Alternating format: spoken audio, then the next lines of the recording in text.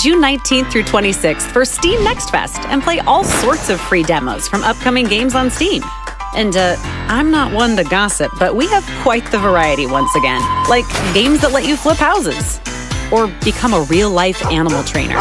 You could build some cities or galactic hospitals, test your sword skills, or tap into the artist from within.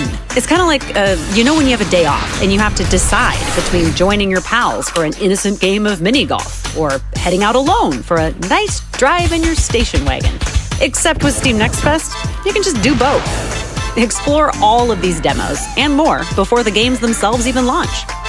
You can even interact directly with the teams who made them by checking out developer live streams and live chats throughout the week. See you June 19th through 26th for the June edition of Steam Next Fest. Oh, ugly. Not you. That's the name of the demo. And what's up, everyone? Welcome, everybody watching over on Twitch, YouTube, on Steam itself, and wherever else we are live streaming to. We are going to be talking about the June 2023 edition of the Steam Next Fest, where there are tons of games that you can go watch the trailers for, play some of the demos for right now, even just play them straight up. They're going to be coming out later on this year as well. I am Spike Vegeta. I am joined by the one, the only Pleasantly Twisted. How you doing today? I am doing fantastic, and I am ready to talk about my favorite thing under the sun, and that's video games. We're here to talk about all the video games that are coming up with demos, hundreds of them from hundreds of different developers. And were there any things that really jumped out to you in that trailer? Because there's a lot of good stuff hanging out in there. There's a lot of really crispy new games, a lot of Metroidvanias I saw in there, and Lunar Lux is looking all pixelated and fun, and can't wait. It's absolutely, it's hard to pick any favorites out of this because there's so many good ones. We found our way to narrow it down to about 16 or so particular games we're going to be highlighting today across all sorts of different genres, including RPG, exploration. We got the arcade block coming up here pretty soon. But yeah, just again, you all can wish list all these different games. You can check out tons of different demos right now. But again, we're here to talk about just the first few. PT, any in particular that stick out to you from that opening trailer, or just any that we're about to talk about? So we have a couple of them in the arcade block that I'm really, really looking forward to because I'm a really big arcade head, and RPGs, those are near and dear to my heart. Cannot wait to actually talk about those. The Lunar Lux one that came up in the main trailer we just saw, though, is the one that really stuck out to me because it has kind of like that old school Super Nintendo, almost Battle Network style, but it also has a lot of different RPG elements that are kind of floating within it. And I'm always I'm just a perpetual person of being like, but what's that button do? What's that button do? But what's that button do? And then eventually I'll die, but that's okay. That's the nature of a lot of these games, that you die, you get up, and then you try some more. But what about you, Spike? Was there anything that jumped out to you that you're just really waiting to sink your teeth into? Yeah, I'm the same. We're going to start with it one block at a time. I'm looking forward to this arcade block. There's, in particular, y'all going to see it. It's going to be the second game we got coming up here. I'm a bit of a Puyo head, so a little Dr. Fetus's Mean Meat Machine. Yes, that is the actual name of the game. We wouldn't expect any less personality in the series than that. I can't wait to show y'all what that looks like. But yeah, with that, let's go ahead and already jump into our first of our four main blocks. Again, let's kick it over for our main trailer for the arcade block. Take it away. If you're after high speeds and high scores, then Steam Next Fest has all the hot new takes on some arcade classics. Stranded in the Shatter, you'll have to explore and rebuild a broken world armed with only your wits, your friends, and an arsenal of magical guns and ammo in the co-op survival game Wizard with a Gun. Next, take it to the rink in Goons, Legends and Mayhem, an arcade hockey experience that's not afraid to push every boundary of the sport. Then hit the boost in Arc Racer, a stylish and fast-paced take on old-school 3D racing games. Not rain, nor snow, or anything else that might stop a propeller-powered backpack will keep you from delivering the mail in Ducky's delivery service. Finally, become humanity's last hope against the cyber monkey menace in the roguelite action game, Cyber War Neon City. You don't need to go find a roll of quarters, because you can play all of these demos and hundreds more during Steam Next Fest.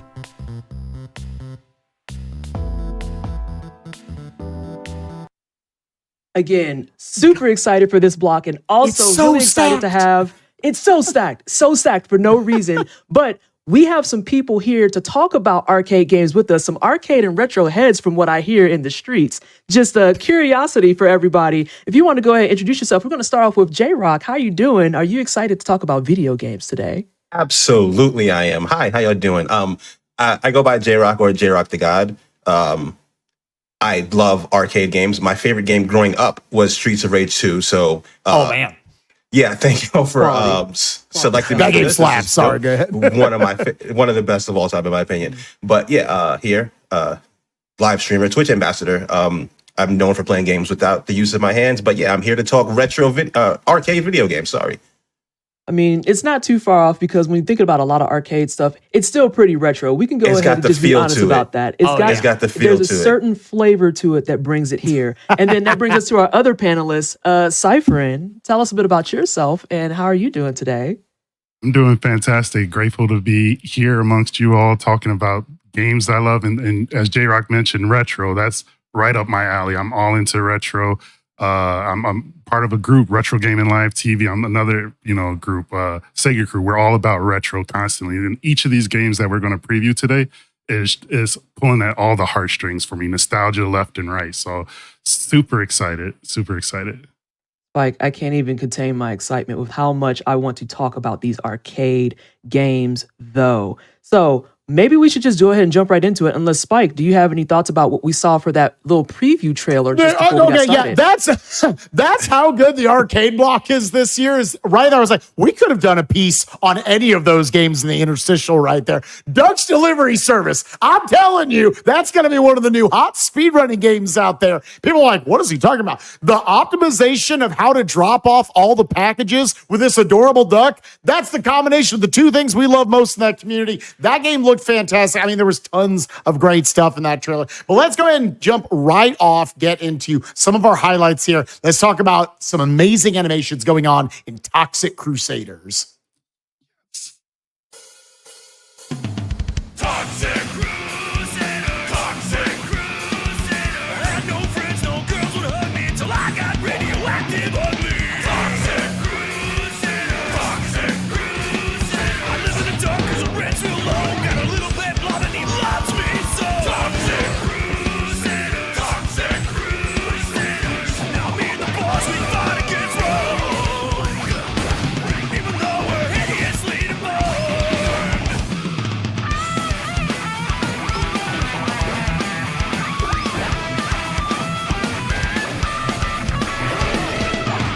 Hey, I'm sitting on top of the world with my mighty two-head girl.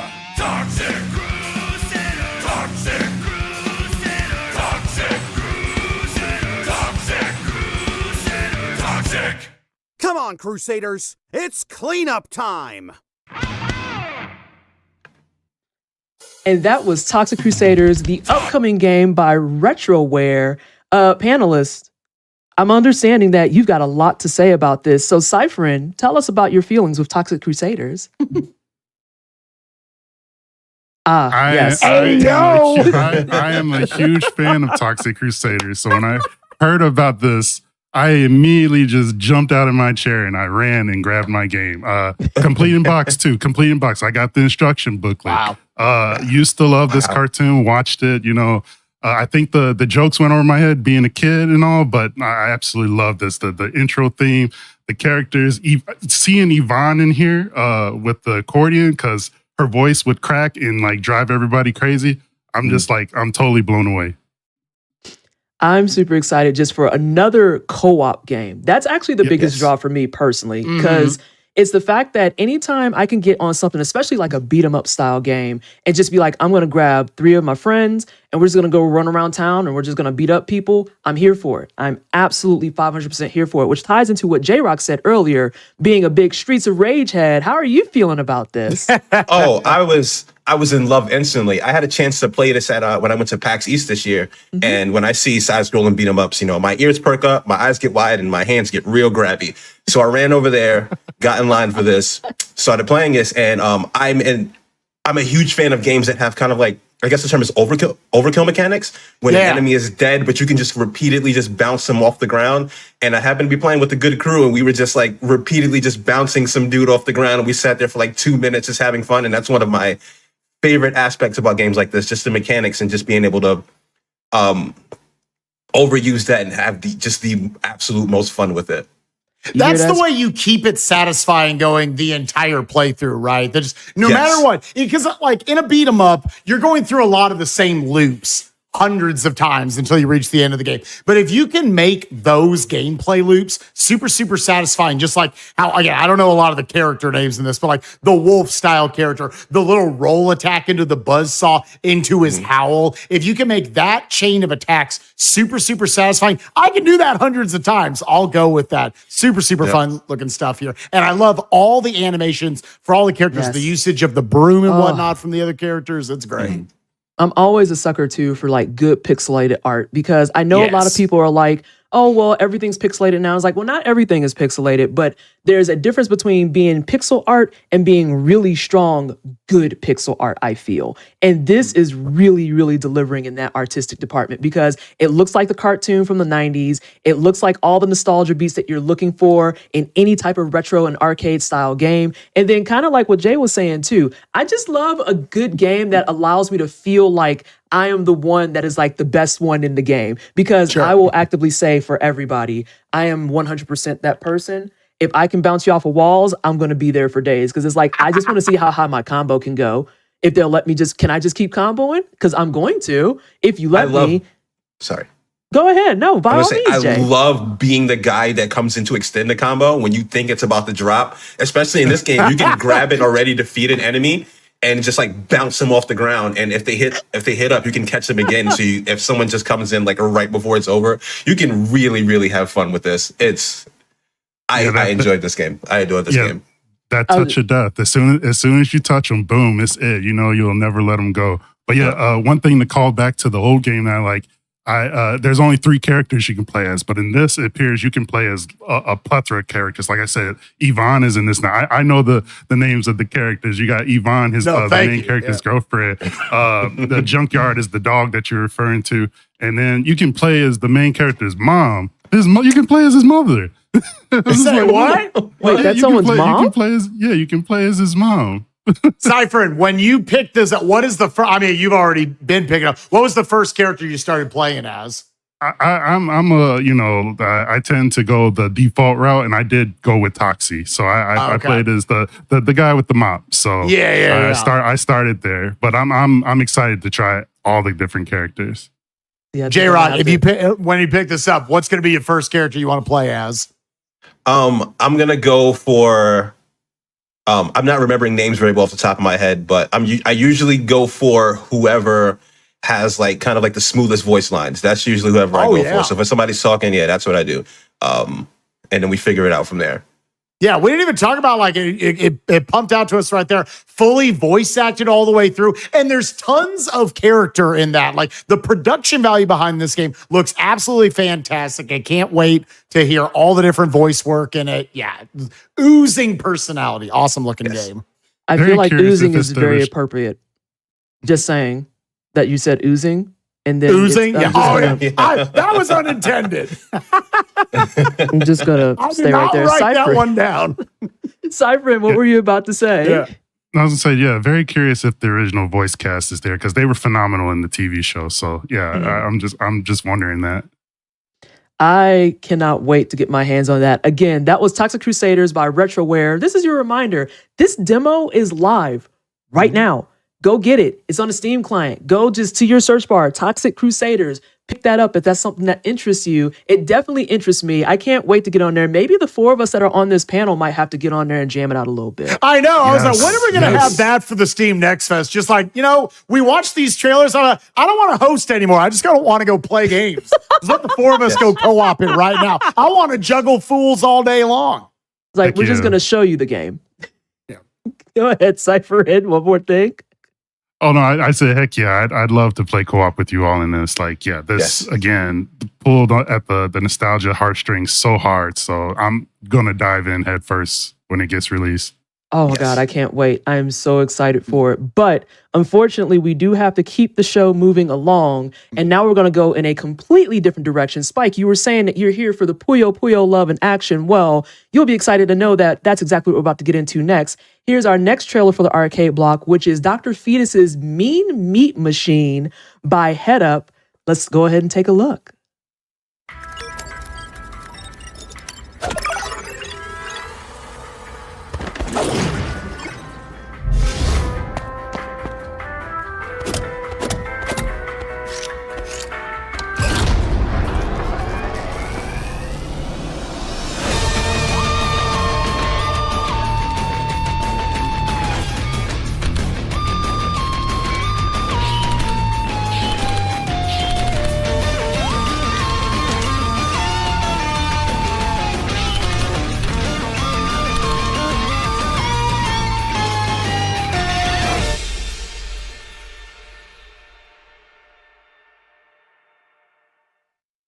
I did not know I needed a marriage of Dr. Fetus from the Super Meat Boy series married with the Puyo Puyo series. I didn't know I needed this, but I will happily take it. Dr. Fetus's Mean Meat Machine takes a familiar formula and throws a whole bunch of extra elements into it. I could talk about this all day, but I'm going to actually start with you, Cypher. What did you think about what we just saw? I'm like, oh my God, Puyo already kills me like left and right. It's so difficult. And now you got you got chainsaws, you got grinders. It's already hard. It's already hard. What the heck? But I'm one challenge accepted, so I'll do what I can and probably die, but enjoy dying, I guess. Absolutely. J-Rock, what about you? Absolutely terrified. But you know, we ball. So it looks very, very fun. I've never really been good at this kind of game. I get caught up in thinking too much about trying to get ready for the next move. And now you got obstacles to it. It's going to be a disaster, but it still looks very, very fun. It would be very easy for, say, oh, okay, yeah, we want to do a Puyo game. And a lot of times, like, it's just the skin, you know, a different skin put on. You're still just playing Puyo or whatever, you know, Tetris, whatever puzzle game you're playing. But they were like, no. We're known for also making balls hard games. We are going to switch up the formula. There's going to be buzzsaws coming on, different obstacles that you have to work around while also figuring out how to make these chains. I'm like you, like I love these types of games, but my brain has to think like 1-2 steps ahead, not 12 steps ahead like the great players are doing. I'm very interested to see how the buzzsaw mechanics and all that sort of stuff. And I'm sure what we saw was the level 1 difficulty, all the added things. Right. We haven't even touched on not the word I would use. I would use terrified. But yeah, I was going to say, we don't even know. The horror block started early here.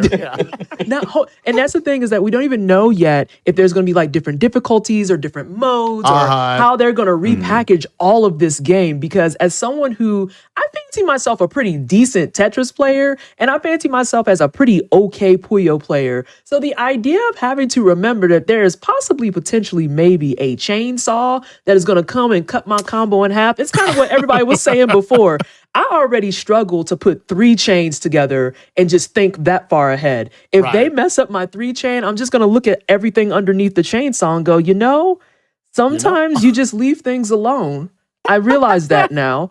And I'm really interested too. So for another thing I think is really cool about this is this particular developer and this game, we already called out that it's a reference to Super Meat Boy. I'm wondering if they're going to put more references in it too, kind of like they have their previous games. Because if I see a bean that is a reference from Binding of Isaac, I'm going to have to uninstall. Because at that point, I'm going to be like, I can't deal with this. I cannot manage this. There's too many things. There's saws, there's pills, there's razor blades, there's chain blade. You know what? Sure. Like I was telling people before this, I am terrified like Jay, and I am probably going to still play it. It's a problem. These are games, absolutely, especially in the arcade block, they're built for you to have tons and tons of fails to just keep getting a little bit better as you go back to play it over and over again, because it is still extremely satisfying when you pull off the big chains in these sorts of games. Oh, there's no greater feeling in gaming. I stand by that. But Yeah. With that being it's said, good time. again, we are halfway through our arcade block. We've got our next game coming up, and throughout the show today, we're actually going to be witnessing a little bit of gameplay footage that different people on our panels got to experience. And I believe, who was it we had doing the alien hominid invasion right here? I think it was that was J-Rock. J-Rock. That was me. Yeah, That was so me. we're gonna get into your thoughts. We'll kind of talk a little bit about your gameplay, but let's first kick it over to see just how that gameplay footage turned out for you. Let's take a look. All right, hey, I'm J-Rock the God.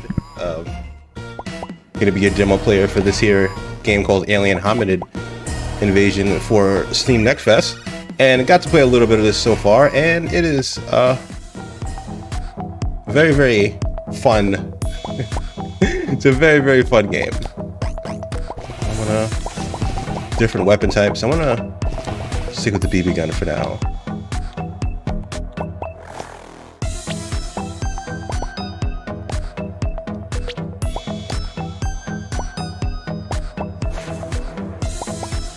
Different styles of characters that you can equip. Looks. These just do looks. The guns have different types. The machine gun is pretty fun, but the BB gun is the most effective. The BB gun is the most effective. So that's what we're gonna run with to start this real quick.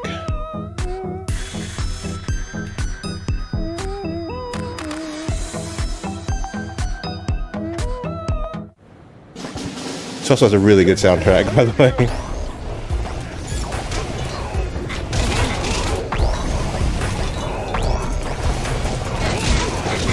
Oh god, I think I'm going the wrong way. Everything hurts.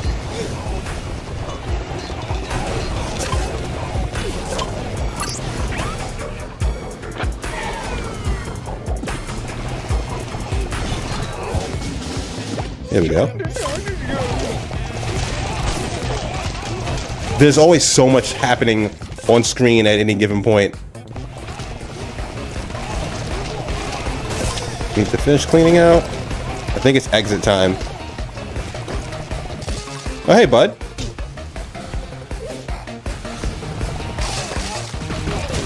He's giving me the option to switch guns. We're just gonna see what the machine gun does here. Oh god, it has to reload. It seems to be much stronger than the other gun though, but it has the reload function. I jumped into that. I don't want to die before I finish this level, so I need to hurry up and get out of here.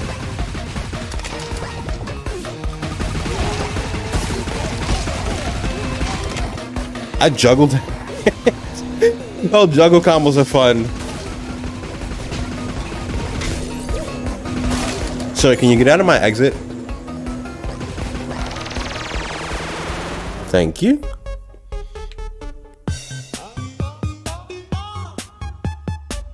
You have to get to the hideout to secure the loot. Okay. Alright, let's go to the next stage real quick. Did that say boss? Oh, bonus. Oh. Got a little worried there for a second.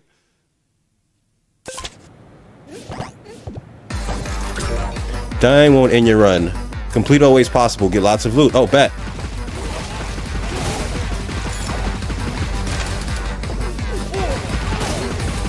Don't forget to dig. Hold B.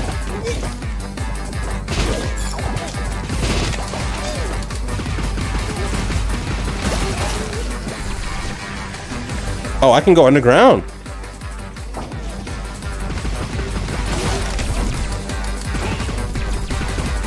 Is he on my team? Are the little aliens on my team? Oh no.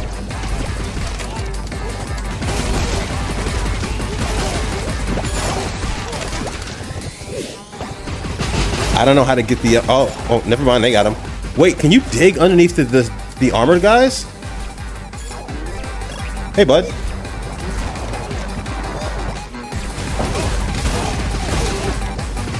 I think that might be how I'm supposed to beat the armored guys, by digging underneath them. What am I carrying? Am I getting this out of here? I am. Oh, hey. Nice. We'll take that trade. There's coins everywhere.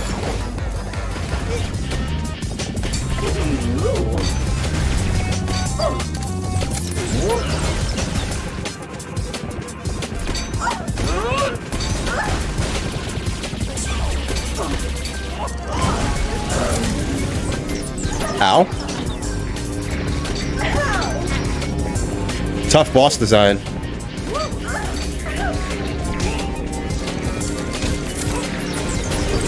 Oh, I'm just getting tossed around. This is very, very hard with a close range weapon.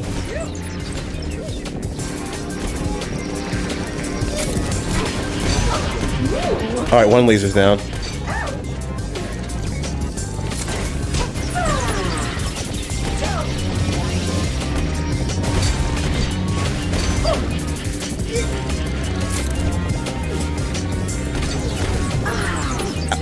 Oh, I did hit him. I just didn't hit him enough to win. I was like, how did I miss?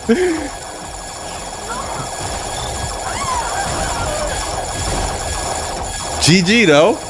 Oh, that was a fun fight. That was a fun fight. I'm guessing that's the entire demo if they asked us this right here, right? 27-minute run, not bad. Total results.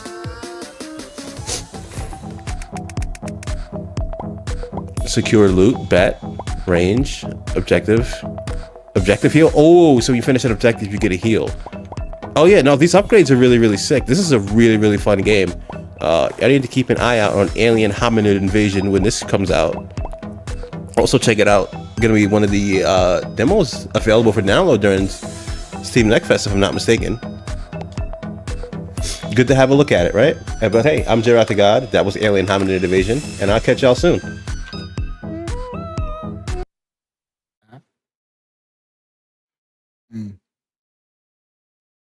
Yeah.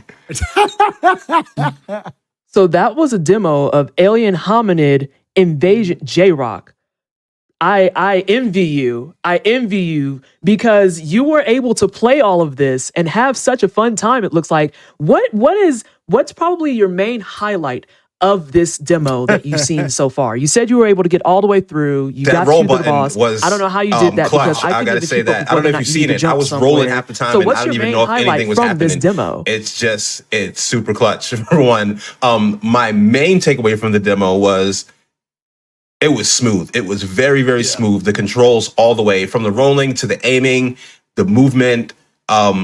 Everything was super, super fluent and very, very easy to pick up on. I love the customization options with the different type of guns. I don't think I got to show them all off, but from the starting BB gun, there was a cryo gun in there at one point that I had used. The shotgun, which was my favorite. My eyes lit up instantly. And we have to back up a second. But there's a freezy gun. Yes, there was a cryo gun. Yes, yes. I need to know. This is critical information. When you use the freezy gun, does it leave them as an ice cube on the screen? It kind of has like the progressive effect when the first one kind of puts them. It opens the freezer door, and then their heads in the freezer, and then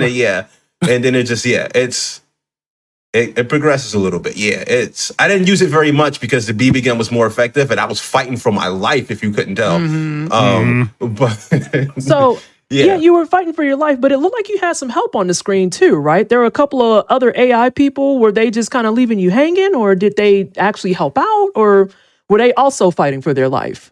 Hey, they did their thing and I did mine. I wasn't really, I didn't notice if they were helping me very much because there's so much happening in that game. And it's my kind of game though too, where there's just a lot to focus on and you're just like, all right, I gotta to focus to stay alive and you're just in it. I'm admittedly a tryhard, so I love these kind of games. So I wasn't aware of what the other aliens were doing to help me, but I was more aware of when the humans were kind of like, like reaching out in their back pocket, like, hey, here's this. Whenever I saw that I noticed more of than the help, It was so fun sitting here for kind of the 6-minute duration of that gameplay footage. Like, we were all for talking the entire time. We were you could tell it was like a really good stream, a Twitch stream or anything, or we were very invested in the gameplay in front of us. You looked like you were having a ton of fun. And one thing that I noted as a viewer, not as someone who got to play at J-Rock, was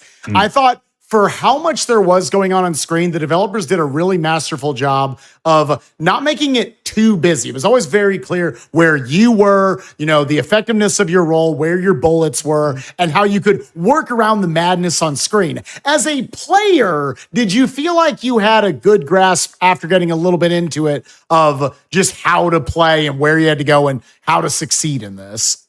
Yes, absolutely. It starts out mild panic at first, and you're just like, all right, this is a taste of what I'm going to get into. And then it picks up very, very quickly. But at no point did I feel like I have no idea where I am. They actually did a really, really good job with the heads up display and telling me where I need to go and what I need to do to progress. That was very, very good in that regard. I didn't feel as overwhelming as it was. At no point did I enter brain shutdown mode. So it was very, which is very where good. you want to teeter, right? You want it to be a lot of madness. It feels fun and chaotic and exciting, but you're always in enough control. Yes. Cyber, I want to also kick it over to you, my friend. Just what did you think about getting to watch this gameplay and how we're excited? What was kind of, I guess, the highlight for you getting to watch this gameplay? The highlight was like the art aesthetic, like because I do remember the older Alien Hominid. I didn't get to play it too much, but I've always thought it was a beautiful game. So the art in this is just it still calls back to those original games, like in the HD remake, but then also it just takes it to another level. And to J-Rock's point, how he could still see clearly what was going on, being the John Wick of aliens, dodging all these bullets left and right. It was just like, wow. Like, I mean, really, I mean, he was, I mean, did y'all see he was like going underground too? And just, I'm like, wow, just like the bullet comes and he's just digging underground, pops up, jumps on the enemy's head, and then just starts running around like crazy, which to me, that seems like as a speedrunner, that's good speed tech right there, seeing like how you can get through the levels really fast too. So no, props to you, J-Rock. That was sick. That is, I forgot to mention that too. That's also a really, really fun mechanic, is being able to jump onto different enemies' heads, and based off of how tough of an enemy is, they'll let you sit there for a longer or shorter period of time. So when you get the heavy armor dudes, the second you get on there is the second you're gone. Wow. And then you got the other like light jetpack dudes where you can just ride them across the stage for a bit. It's really, really, really, really good tech. Yeah.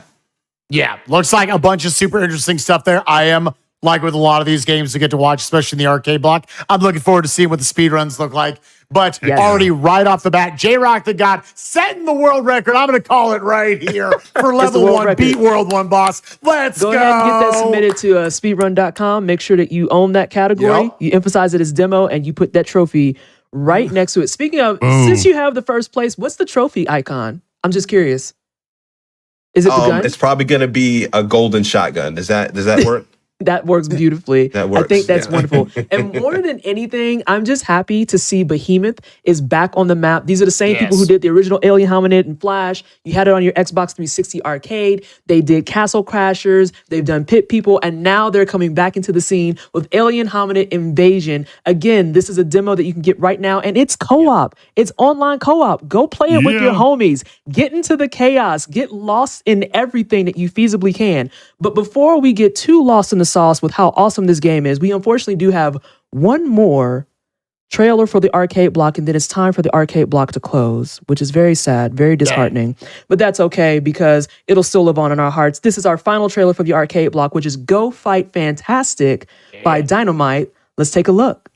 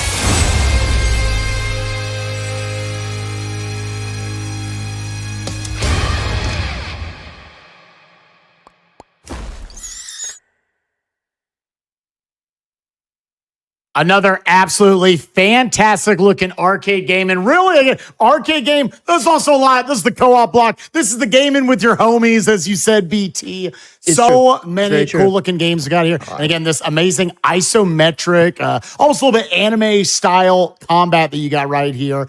Let's go ahead and start off with Cypher. What'd you find exciting about what we just watched?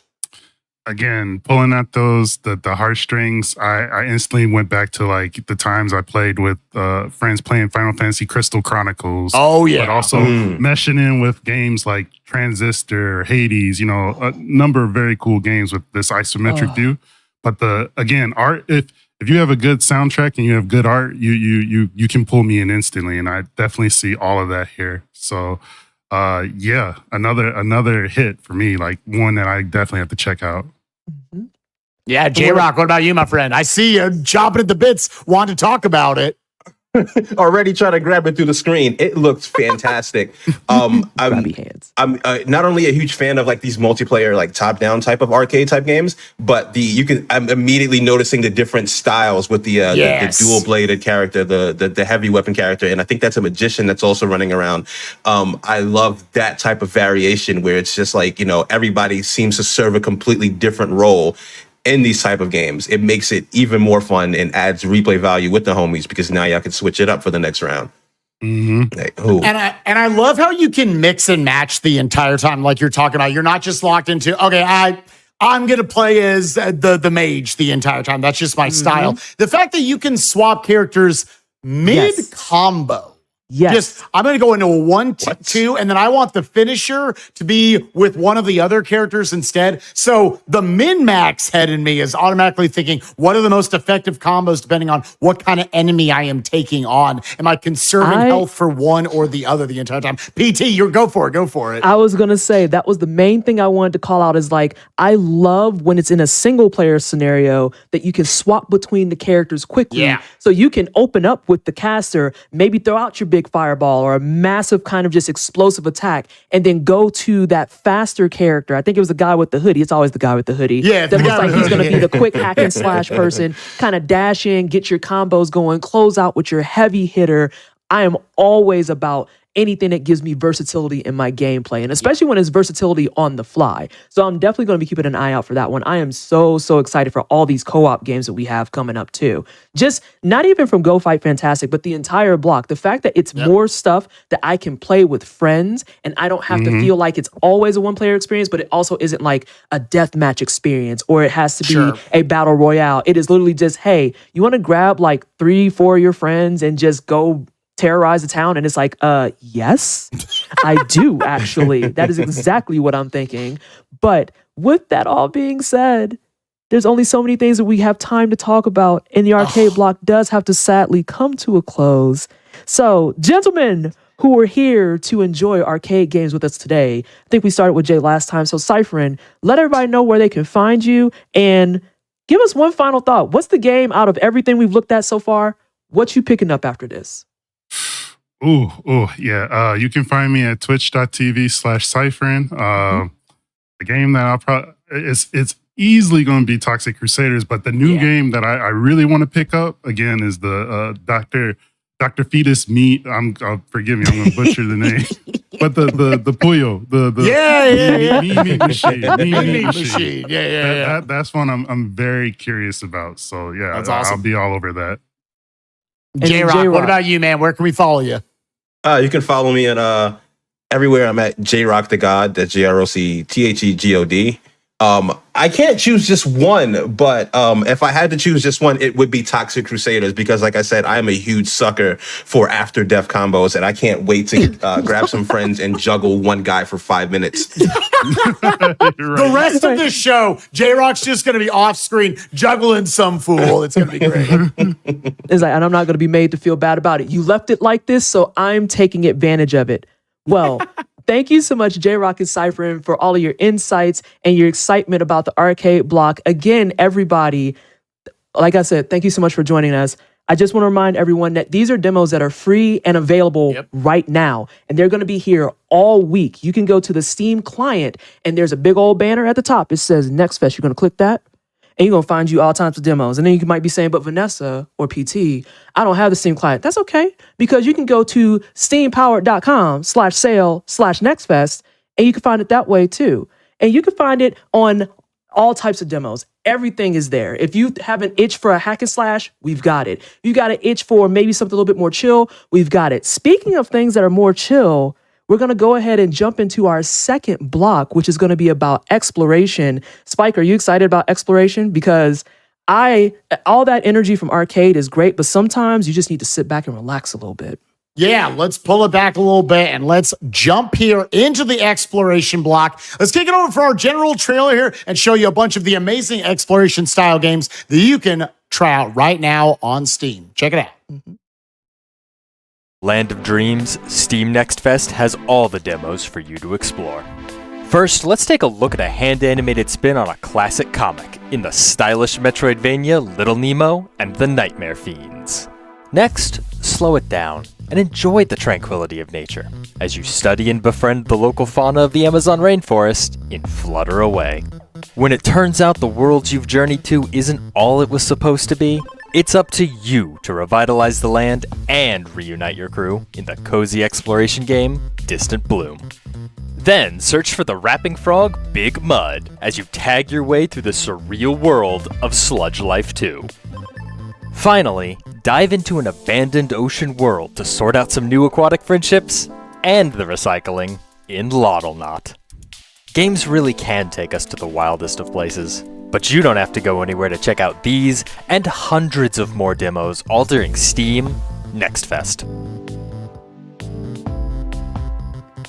So I said that we were going to dial things back. Well, actually, my co-host and I said that we were going to dial things back. But the thing is, when you're excited about video games, the hype train has no brakes, which is why I'm super excited to introduce our fantastic panelists for this one, the exploration panel.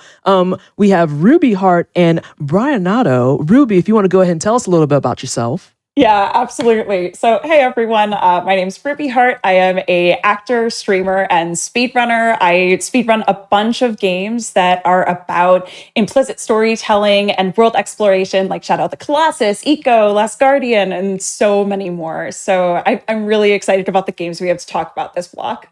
Awesome. Cool. Excellent. And then Brian Nato, how you feeling today? I'm doing great.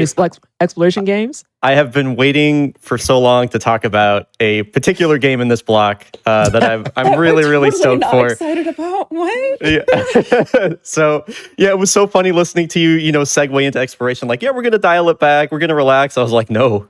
Bring on these two. Incorrect. Wrong. The host lies. I am here and I am excited for video games. But that's what Next Fest is about, right?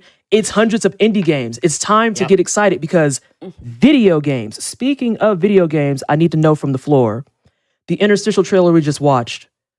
What are we liking from it? What do we enjoy from it? Was there a game that kind of jumped out to you right away? You're like, ooh, that looks a little interesting. Nemo looked awesome. Nemo Yes, looked- which one? yeah. Nemo was going to be my pick. Absolutely. Yeah. As soon as Spike and I the on the same dragon wavelength popped out, as I was like, usual. oh, hold up. These Yes. animations look absolutely gorgeous. Yeah. Loved it. Oh, I'm super excited for it because it has a little bit of like just a touch, just a smidge of that Metroidvania element, but it's still, you can tell, is very much in the, you're going to take your time, you're going to explore, you're going to poke around, you're going to poke the bear, you're going to poke the thing that you think is a bear, and many other items. Oh, yes, Nemo is an excellent choice. Ruby, what about you? Oh my God. I feel like there are so many incredible ones. One of the biggest ones that I have to talk about, which we're going to be talking about in a minute, is I have been looking forward to Little Kitty Big City ever since I saw the very first trailer. So a few years ago, they dropped the first one. And when Stray came out, I thought, I had never seen a trailer for Stray. I thought people were actually talking about Little Kitty Big City coming out. So the fact that we get another cat game, but it's cozy, I really cannot wait. And how about you, Spike? What's jumping out to you? I know we're the high energy people, but we got to have a spot for a cozy game, right? Yeah. Again, Little Nemo was the one that stuck out to me from that. There's a couple I don't quite remember the name of in that trailer, but lots of really, really good stuff. Little Nemo, like you said, just the animations on it, the art style looked so cute. And Little Kitty Big City is the one. I mean, we're kind of popping off wanting to talk about it. So you know what? Let's just throw us in. Let's see the trailer. Why are we all gushing about it? It's a cat. We think it's cute. Check it out.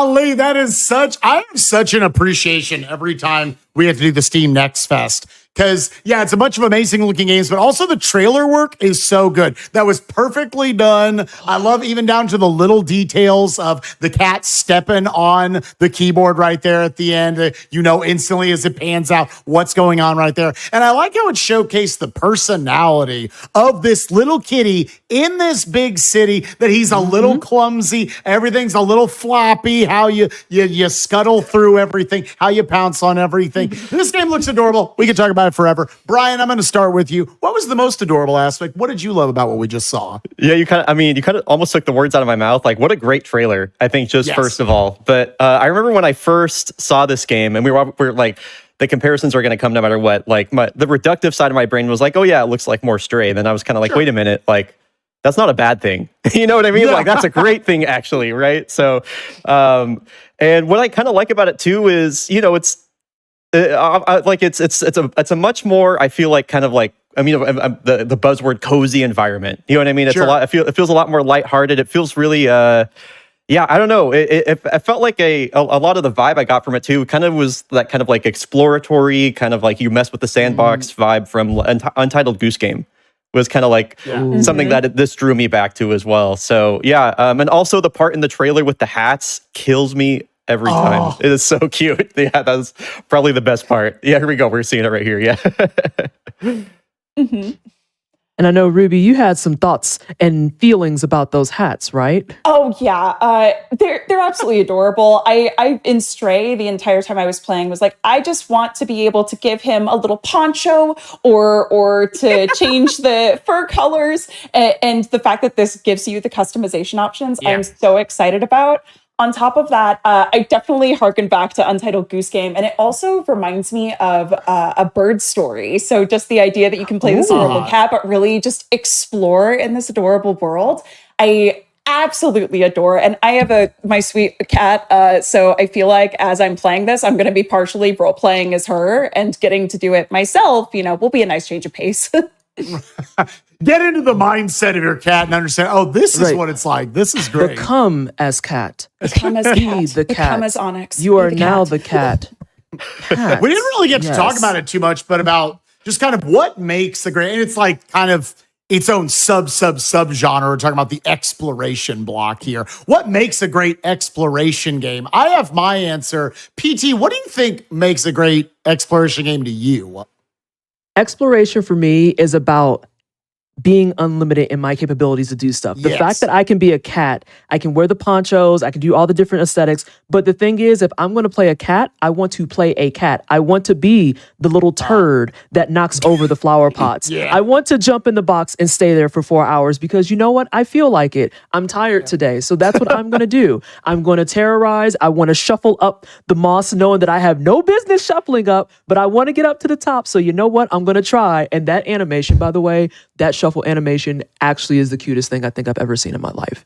That's not an exploration need, but it is definitely a very, very nice bonus because you can tell that it's just like, no, we're going to be as cat as possible. And I'm like, yes, this is fine. Is there a story? I'll be real. I don't care.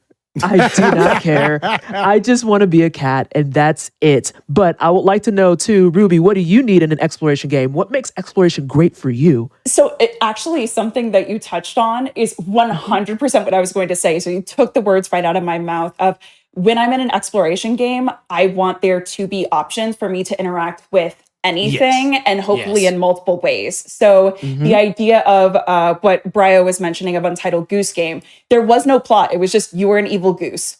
Go ravage. This is you are an adorable cat. Explore, have fun, knock things off of walls, sit on keyboards. And the fact that even the text for the trailer was kind of encouraging that same chaotic energy of, hey, you should get to this place urgently. Nah, I'm gonna go do a million side questy things over here. I don't care. I'm gonna lead some ducks in a little marching band. I might even go swat at the ducks if I feel like it. Exactly. Might be my energy. That's what I need in this kind of game is just the freedom to play because we need that every now and again, just to take a breath and play something cute and fun. And we have, I was gonna say, Bri, you're not going to be left out of this because we're going to want to know what makes exploration great for you too, beyond the aspect of I am a cat and I will do cat things. I think for me, what I'm always looking for is I love just a player agency and being able to like mess with the various like sandbox elements of the game, whether it's like, like physics or maybe like reaching an area in kind of like a weird way. This is like the speedrunner side of my brain ticking, like just like how can I pick the game apart and like what kind of freedoms are given to me to like just kind of play the game in my own way. So, and it seems like, as we were watching the trailer that little kitty's like ticking all those boxes. So, well, you can tell all of us are big cat fans, or at least fans of cute things. Little Kitty Big City. Make sure to check it out on Steam. Play the trailer, at least, play the demo. Watch the trailer. Yeah, you do one, you do the other. It's fine. I'm mixing up all in my head. Let's go ahead. Now that we've established what makes a great exploration game, let's jump into our next amazing looking demo right here with Wildmender. Check it out.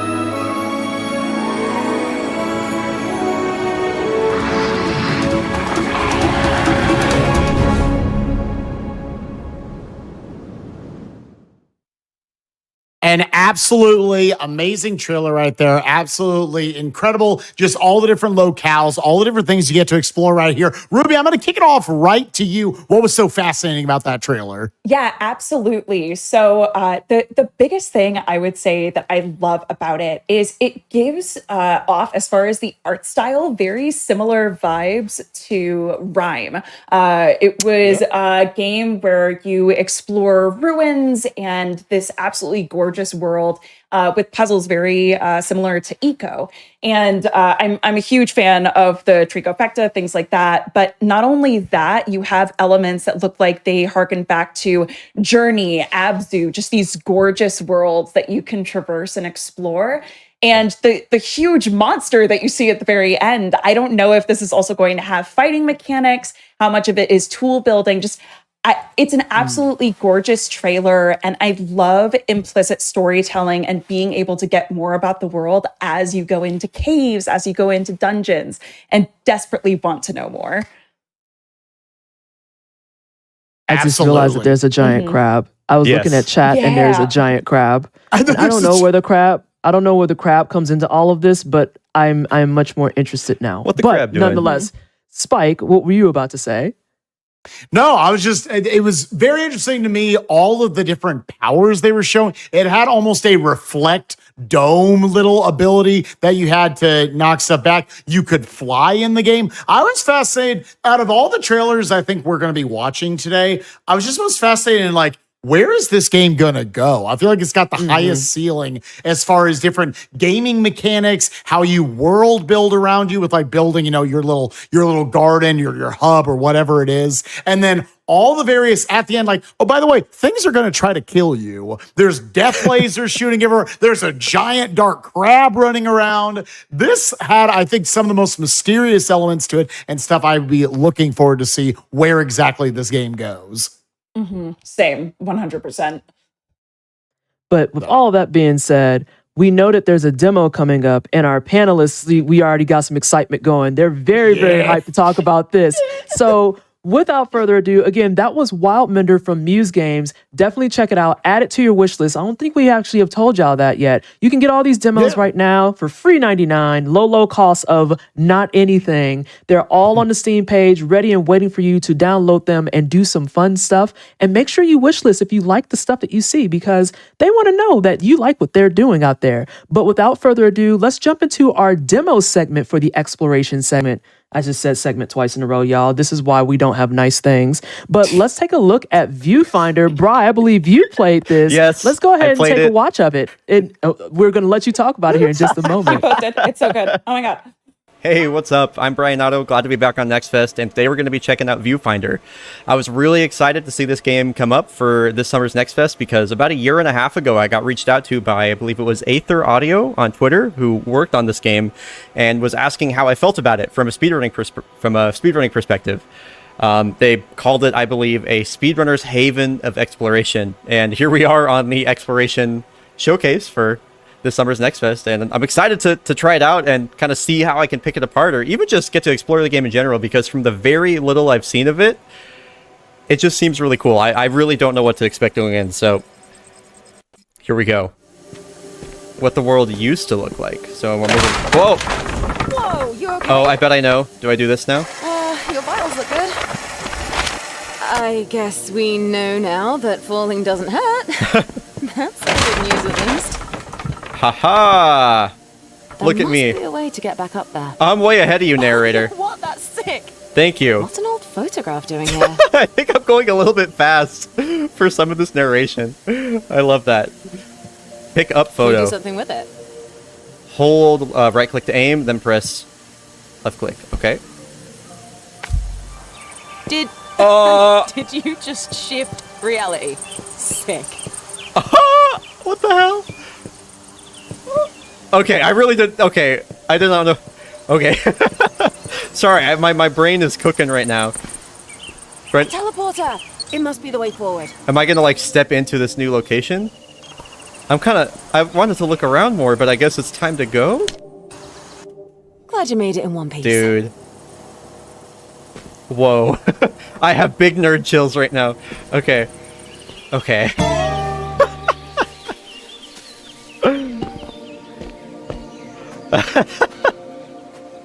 Sometimes the game just does this, whatever this is, and you're like, okay. I mean, it keeps taking turns I don't expect. I found it. Now this was a funny one. It was a funny one. I concur. Not your usual style. You could say I was stretching my creative muscles. I love the mishmash of different art styles in the background too. Oh boy. Alright. Where's Doodle Bob? Somebody go get Doodle Bob. I don't want to overlap any of these too much. Can I...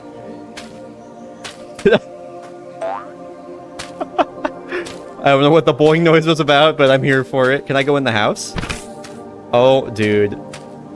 Oh, wow, it's got like 3D structure and everything. Okay. It sounds like I'm walking on paper. What great sound design. Can I pick up the crayons? No. Oh, man. I'm gonna go explore a dungeon. Can I like line this up with the wall?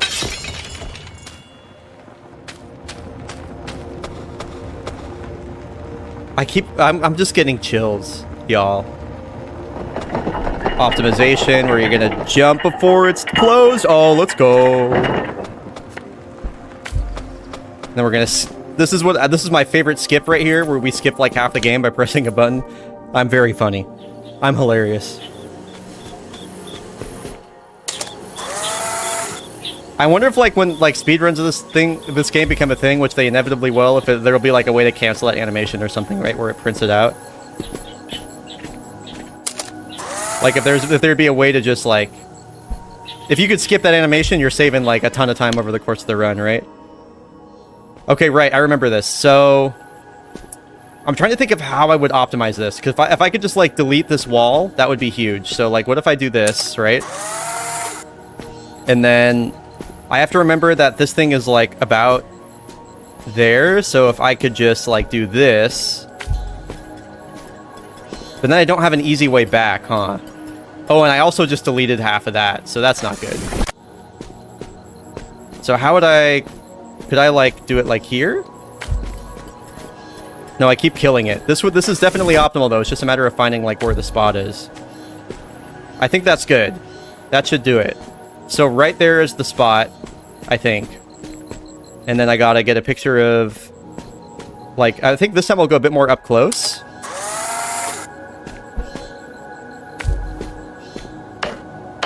Oh no. No. Okay. I am falling into it and moving it. This is so unoptimal. This is so sad. Reset the run. I'm losing so much time. Okay, and then, right, I need to figure out, like, what would be the best way... I wonder if, like, on the way up, if I could, like...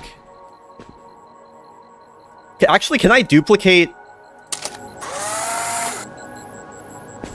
Did I just have a brain blast? Did I just have a brain blast? Hold on. I, like, do this, right? Okay.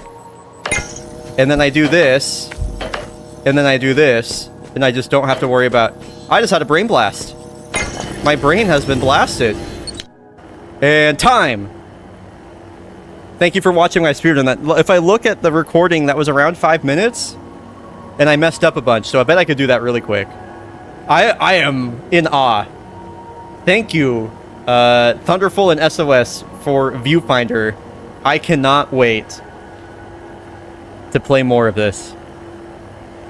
I just like... I don't know. My brain has been so tickled. I gotta play the full game. I gotta speedrun the full game. That was so fun. Thank you all so much for watching. I hope you enjoy the rest of Next Fest. Wow. Brian, I love watching you play games because I'm like, that's exactly how I play games right there. It's like a very speedrunnery thing right here, but absolutely amazing looking game right there. Unbelievable, all the mechanics involved. Brian, give us a little bit of insight into what you got to experience with this. Yeah, I mean, I've been waiting to talk about this basically since I played it. So from like, I didn't really know what to expect going in, but obviously, as I alluded to at the beginning of that demo playthrough, I had been reached out to on Twitter by one of the developers of the game about a year and a half ago, just kind of asking what they thought, like what my perspective was on it from like a speedrunning viewpoint. Was just like watching some brief footage, and I was like, oh yeah, this looks cool, blah blah blah, and like, you know, that was kind of it. You know, I kind of put it in the back of my brain. And then when it came up again now for Next Fest, I was like, oh, and I finally got my hands on it, and you know, like even had kind of like knowing what the general gist of the game was beforehand, my mind was blown multiple times throughout the demo playthrough. I talked about this before when we were explaining like what makes a good exploration game. The amount of agency you're given as a player to completely distort and change and alter the world. You know, obviously there's like infinite duplication things. There's a certain segment of like just the demo where you just have like you could just take a picture of something over and over, or you have a picture that just repeats itself over and over, and you can literally climb all the way to the edge of the world, and it's just like. The freedom that they give you and like the amount of power you have by being able to take a picture of something, I can keep going. If you like, I'm gonna make myself stop. Right? I can keep going. It's wild. Yeah, they're like even with like the 5-minute little like speed run thing I did after I completed my initial playthrough, I'd already found like a couple skips and stuff, and so it's just like it's It's really cool. I'm really excited for it. And I just found out, Ruby and I were talking about this right beforehand, but apparently it's coming out in less than a month. So I'm very excited, extremely excited about this. Yeah. Ruby, tell me how excited you are. I mean, not only excited from a speedrunning perspective, because Bryo and I like to speedrun very similar, really interesting movement and physics-heavy games, but I also love games like this, where not only are you just taken in by how gorgeous the setting is, but also how much lore is interspersed throughout. And there are these little, what are they called? Crap. Audio logs? Yeah, like the audio logs. So there are audio logs spread throughout all the different levels. So if you explore just a little bit extra before using the photo to get to the next area, you can get these audio logs and get to know more about this artist who's created this place. And we don't really know too much just based on the demo, but it was already it's so much or enough that by the end of the demo, I was chomping at the bit, like, why did it stop? Please give me more. And on top of that, I absolutely love different mediums of art. So this felt very like Into the Spider-Verse for me. There's so much detail put into every single different art style. It's not just photographs, but you see like children's drawings or the pixel Minecraft looking world, the impressionist paintings. So yeah, for everything that this is visually and gameplay wise, I cannot wait to get my hands on the full game. It was a brilliant vehicle. Go ahead, Brian. I was going to say, if I can butt in too, we're talking about the exploration panel. We were, as we were like getting ready for the show earlier in the week, one of the other people that helps produce this show also played the demo, and they were like, "Oh, Brian, did you find like the pictures with like the double jump and stuff like that?" I was like, "What?" I was like, "Huh?" And they were like, "Yeah, like at the end level, there's like these other photos you can find." Like, I didn't even find everything. You know what I mean? Like, there's still like, we had like a little itty bitty slice of it, and I didn't even find everything that there was to do. So I can only like imagine. And also, you can pet the cat. You can pet the cat in the game. Yes! I'm not sure. Let's go. There's a cat that you can pet. It in the trailer, and I appreciate that attention to detail. We didn't see it in the demo playthrough, but there's a cat that's sitting up on a ledge, and you have to kind of do some unintended stuff to get up there. But if you, maybe not unintended, but not immediately obvious stuff to get up there, and you can go pet it. So it was very cool. All right. Well, there was so much to unpackage there in that trailer, but we got a lot to unpackage in a ton of other games throughout the day. We got one more amazing game to talk about here in the exploration block. I'm going to kick it over. Let's see the production. What we've got of the Invincible. Let's check it out.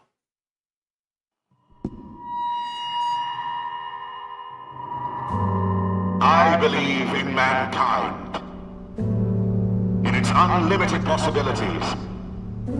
I believe in man, in its unwavering position on the top of the evolutionary pyramid.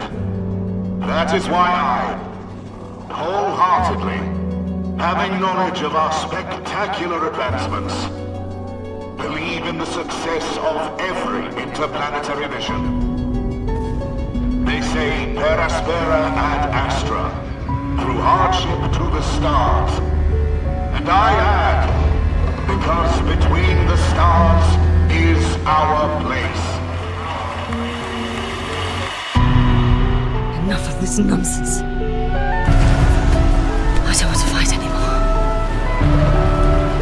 I don't want to fight anymore.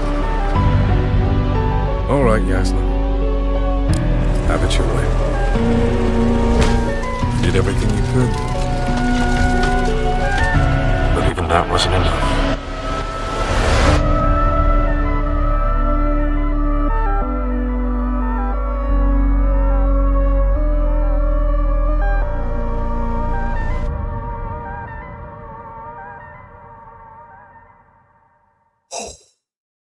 And that was the Invincible by SteamWorld Industries. Now, we got a lot of the space exploration. We knew we weren't going to make it out of exploration without having to go into space at some point. Let's just go ahead and make that clear for everybody. But I wanted to know, Bri, what were your thoughts about the Invincible? Obviously, it's immediately very visually striking, right? And when I was doing some prep for the show, I was just like, I want to know more about this. I did like a lot of research, and I was just like, it's got me even more interested in the game. Like overall, apparently this is an adaptation of a hard sci-fi novel from like the '60s by a Polish author. I hope I don't butcher the name. Stanisław Lem. And apparently, like this book in particular was like responsible for the introduction of like nanomachines, or partially responsible for nanomachines into the sci-fi genre, and also like. As far as like sci-fi subgenres go, I love hard sci-fi. Like The Expanse is one of my favorite shows, for example. And so I don't know. I'm really curious to just like really sink my teeth into like after like all the research I did. I was like, wow, I'm like considerably more invested than I was even just from the trailer. So I'm very excited for this, and it's definitely going to be one that I am playing pretty much as soon as we get done with this, actually. So, oh my gosh, I didn't know that they had that much research into there. So that's really, really cool. That's really dope, actually. And Ruby, you had some thoughts that you wanted to share about this as well. Like, what were you thinking about it? Oh yeah, so I mean, it looks absolutely gorgeous, but I personally love games that really delve into philosophical storytelling and have really strong monologues. I think it's part of that just analytical theater side of my brain. After you watch movies and look for very specific kinds of stories for long enough, you become really interested in that side of things. So this gave me very BioShock meets Outer Wilds vibes of, yes, there is a ton that that is out there to explore, to be beheld, but the fact that they have this very specific morality question that kind of borders on talking about colonialism, talking about,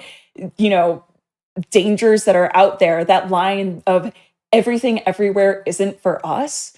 I'm very curious to see not only how much they allow you to explore, but how much in return they'll punish you for it, depending on the dangerous places you go. So there was a movie I watched really recently called Artifice Girl that takes AI and you analyze it from a completely different perspective. And this immediately makes me think that we'll get to see a very different side of space exploration games that I can't wait to unravel. Oh, and we are especially in like that moment too, where there's a lot of space games out there. So it's going to take a lot to really stand out and differentiate yourself. What makes your game the space game that I should be playing? And I think the Invincible's got a lot of really interesting kind of tidbits and information that kind of draws it to the front of the fold. So all of that's really, really cool. And I love that for you. But you know what I don't love? It's the end of the exploration block. That's the end of the exploration so block. Quick, I swear. Gosh, you really did. But that was so fun. There's so many good games to talk about. But with that being said, thank you so much to the both of you for being here on the exploration block. Ruby, can you tell everybody where they can find you and what you're going to be downloading as soon as you're off of this? Oh, absolutely. The moment that I finish this, I'm going to be downloading the Invincible demo. I got to play the one for Viewfinder, but haven't had the chance to play the one for that. So again, my name's Ruby Hart. I am an actor, streamer, and speedrunner. You can find me at twitch.tv/RubyHart or most places in social media world, either as Ruby Hart or Ruby Hart Gaming. So I do speedruns of games with very big bosses you take down, like Shadow of the Colossus, Titan Souls, and Solar Ash. And then fun. Yes, it's so good. It's so good. As well as co-op runs. So games like Overcooked, Phasmophobia. So that's me. And then, Bri, let everybody know where they can find you and what you're downloading. Of course. Yeah. I mean, honestly, I'm going to be playing the Invincible, but after this, I might just go see what the best time I could get in the Viewfinder demo is. I'm going to be real. That's probably going to be the thing I'm doing. I'm going to go play it again. But we're going to be flooding speedrun.com. Heck yeah, go for it. Yeah. You're good. You're good. I'm Brian Otto. You can find me everywhere at BRYONATO. That's YouTube, Twitch, Twitter, TikTok, etc.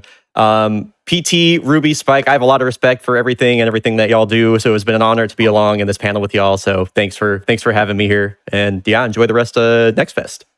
Thank you so much. Thank you so much.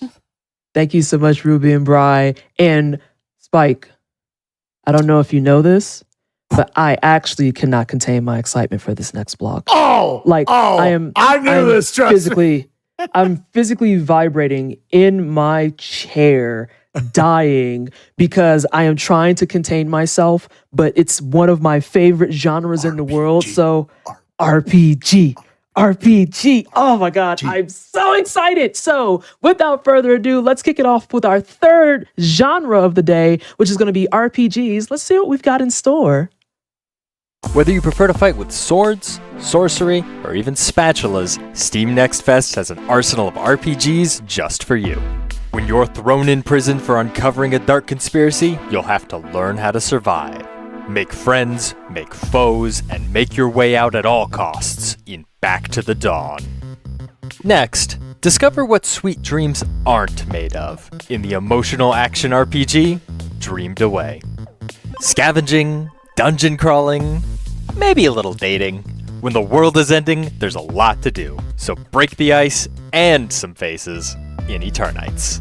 Then, explore the lunar landscape as you make friends, battle the mercs, and defend humanity's last refuge in the anime-inspired RPG, Lunar Lux. Finally, they say you can't make an omelet without breaking a few eggs. But you're gonna have to break a lot more than that if you want to revitalize your family's restaurant in the action RPG, Quasineer. Hey, the battle's not over, and it's still your turn to check out these and hundreds of other demos, all during Steam Next Fest.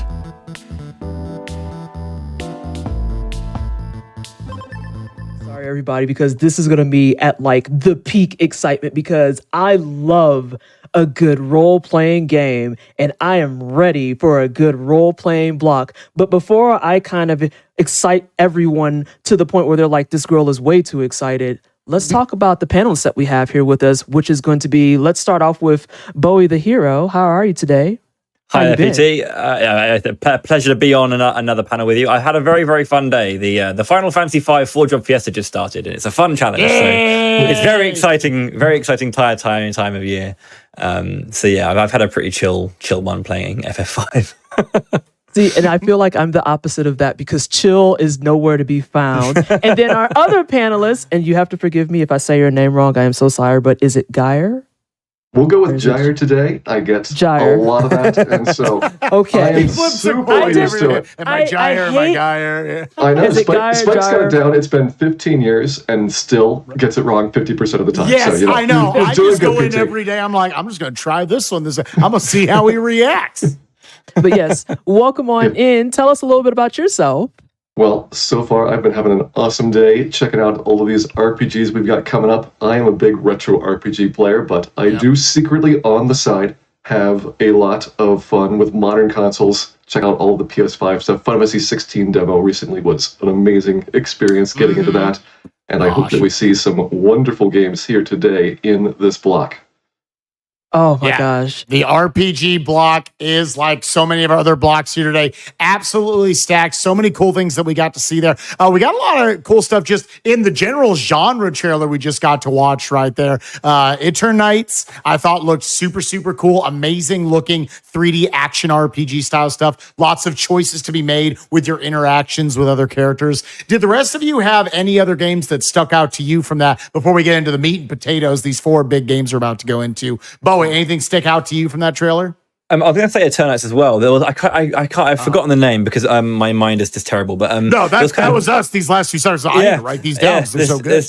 There's just so many. But yeah, it was kind of it was a game that had like a little bit of that kind of Earthboundy style feel to it. It had like very kind of active, like really cool, varied combat systems as well. I guess kind of inspired somewhat by Undertale as well. That came a bit afterwards. I from like first glance kind of had that kind of feel.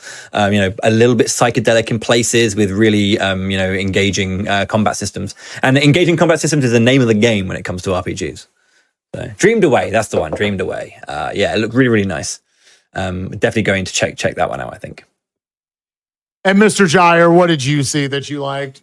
I am a big junkie for mystery dungeon games, and so Quasineer. And I think I may have gotten that better pronounced than Seth did, but we will see. Quasineer is a game that looks like it's got all kinds of neat aspects to it in terms of the exploration going back and forth between kind of a Reciteer-style shop mechanic game and then going in and just crawling through those dungeons, finding the items, coming out with all the loot that you can haul out, and just doing it over and over again until you have gotten every single bit of it. Yeah. Lots of very, very cool looking stuff there. And like I wanted to poke fun at my good friend Sent as well, but I was like, man, I had no chance. As those of you like, that's not how it's pronounced, but you don't know how it's pronounced either. Anyways, let's jump in. We've got some amazing RPGs. A lot of RPGs based out at sea is kind of a general thing we're going to be seeing here. But we're going to start with one not at sea. In Stars and Time, let's take a look.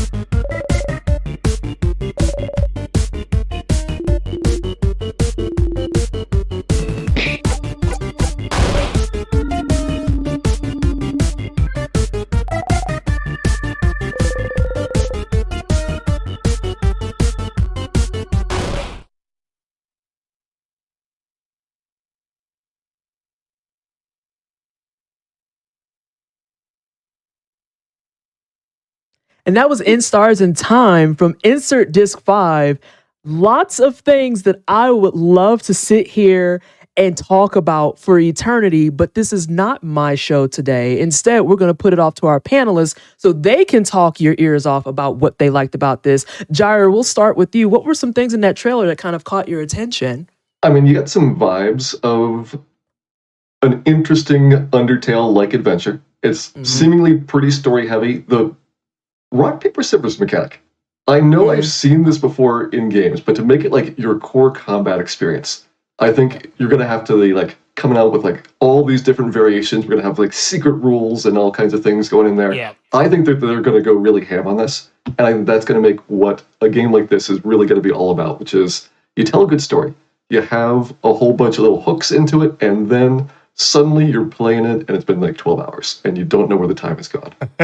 Oh, that's the best feeling though. That's when you know that you're enjoying video games. But I wanted to go ahead and talk to Bowie a little bit too with the pensive face, because you got some thoughts you want to share about this. I think it's to kind of extend upon what Jai was saying regarding the rock, paper, scissors mechanic. I think this is a nice part of the overall like visual design, where a lot of enemy design will have a hint to what type of enemy they are. Like they might be holding up like a peace sign, which means that they're scissors, so you break them with rock, or they might be waving at you, which means they're paper. So it's like a lot of the enemies will have these little hints, and I think it's great to kind of let you explore the enemy design to kind of unlock that. But I think outside of just that, there's this feeling. I mean, I'm not sure if it's almost like this kind of aesthetically, it kind of feels somewhat Omori-like, and also a little bit like She Dreams Elsewhere. I'm not sure if anyone's played that game, but it kind of that kind of the look and feel just has those kinds of games going for it. And I think it's really nice because they're an aesthetic that if you love it, you really embrace it. So I think fans of those kinds of games are really going to enjoy this one. Yeah, the shadowy, sketchy nature. Like you get an art style which is really minimalistic, but it gives you a lot of personality for the characters. I think like Cave Story is an example of a game that has really basic character designs, but then you love those portraits. Every time you see them pop up, you really get to be in there with your crew going through that. And I think you can do that with a style like this, because you're not going hyper detail. You let the reader imagine what they're going to be getting out of this. One thing I kind of felt as well, like when you go into like your menu and you go to your party and you learn about them, they have like their own like small little profiles, and they're very, very humorous as well, because one of the characters is just she's too young, or they're too young to actually engage in combat. So it's kind of, they're always there like picking fun and like having and playing around with the other party members, but when it comes to combat, they're kind of put to the side. And I think that's really, really fun, where it's just like, don't worry about their stats, doesn't matter. And I think those kind of like playing with that, the expected kind of mechanics in RPGs like that, filling it with humor and also relevance as well, because why would you have a child fighting in battle with you? So and I really like how that kind of plays away in narrative, in combat, and also in exploring. You pick up items, and characters interact about what it might be or how it might help, and joke with each other if they get it completely wrong. So yeah, there's a lot there. Before we move on to the next game, I do want to kick back over to Jair real quick and just to talk a little bit about the loop system that we saw as part of the trailer and how you think that can kind of support the storytelling of the game. I mean, I think it's a mechanic where you are probably going to have some type of evolution where things keep changing up on you. And this is something that I love to see. Like, you get a little trickle. Instead of having like a whole bunch of hand-holding tutorials, you get to like experience the game on your own. And then, we're going to give you something new. We're going to give you something new. And it just keeps going and building and building and building. And that's how you can kind of get people hooked into it and really engage, even though like you don't want to throw all this stuff at you right at the beginning, but you need to have some way of kind of progressively figuring things out over time. Heck yeah. Alrighty, well, with that being said, we are now on to our next demo for this segment, or not demo, I apologize for that. Your next trailer for this segment. I've said that many times, so we're together, same wavelength. All right. It's just there's so many things going on, and it's like, do I play it? Do I watch it? You know what? Why not both? That's what Steam Next Fest is about, right? But let's go ahead and jump into our next trailer, which is Shadow Gambit. Let's take a look. In the lost Caribbean Sea was a captain mighty. Mordecai was his name. He succumbed to the white flame. His treasure was lost and his crew was tossed. Now is the day cursed pirates have their way. That's the life we live. Come along for the trip. When plans go astray, we find us a way. We put them to a stop and give them the chop. We're a cursed crew and Marty's our ship. Soul magic restores our crew from before, yes, before. Black pearls in our chest, let us finish the quest now. This treasure we will find with our powers combined. Our worth we will show to our captain below. The Inquisition blocks our way. They see us as prey. Ignatia is their leader. You do well to exceed her. The treasure she pursues across the ocean blue. She'll conquer the brine for her grand design. That's the life we live. Come along for the trip. When plans go astray, we find us a way. We put them to a stop and give them the chop. We're a cursed crew and parties on the trip.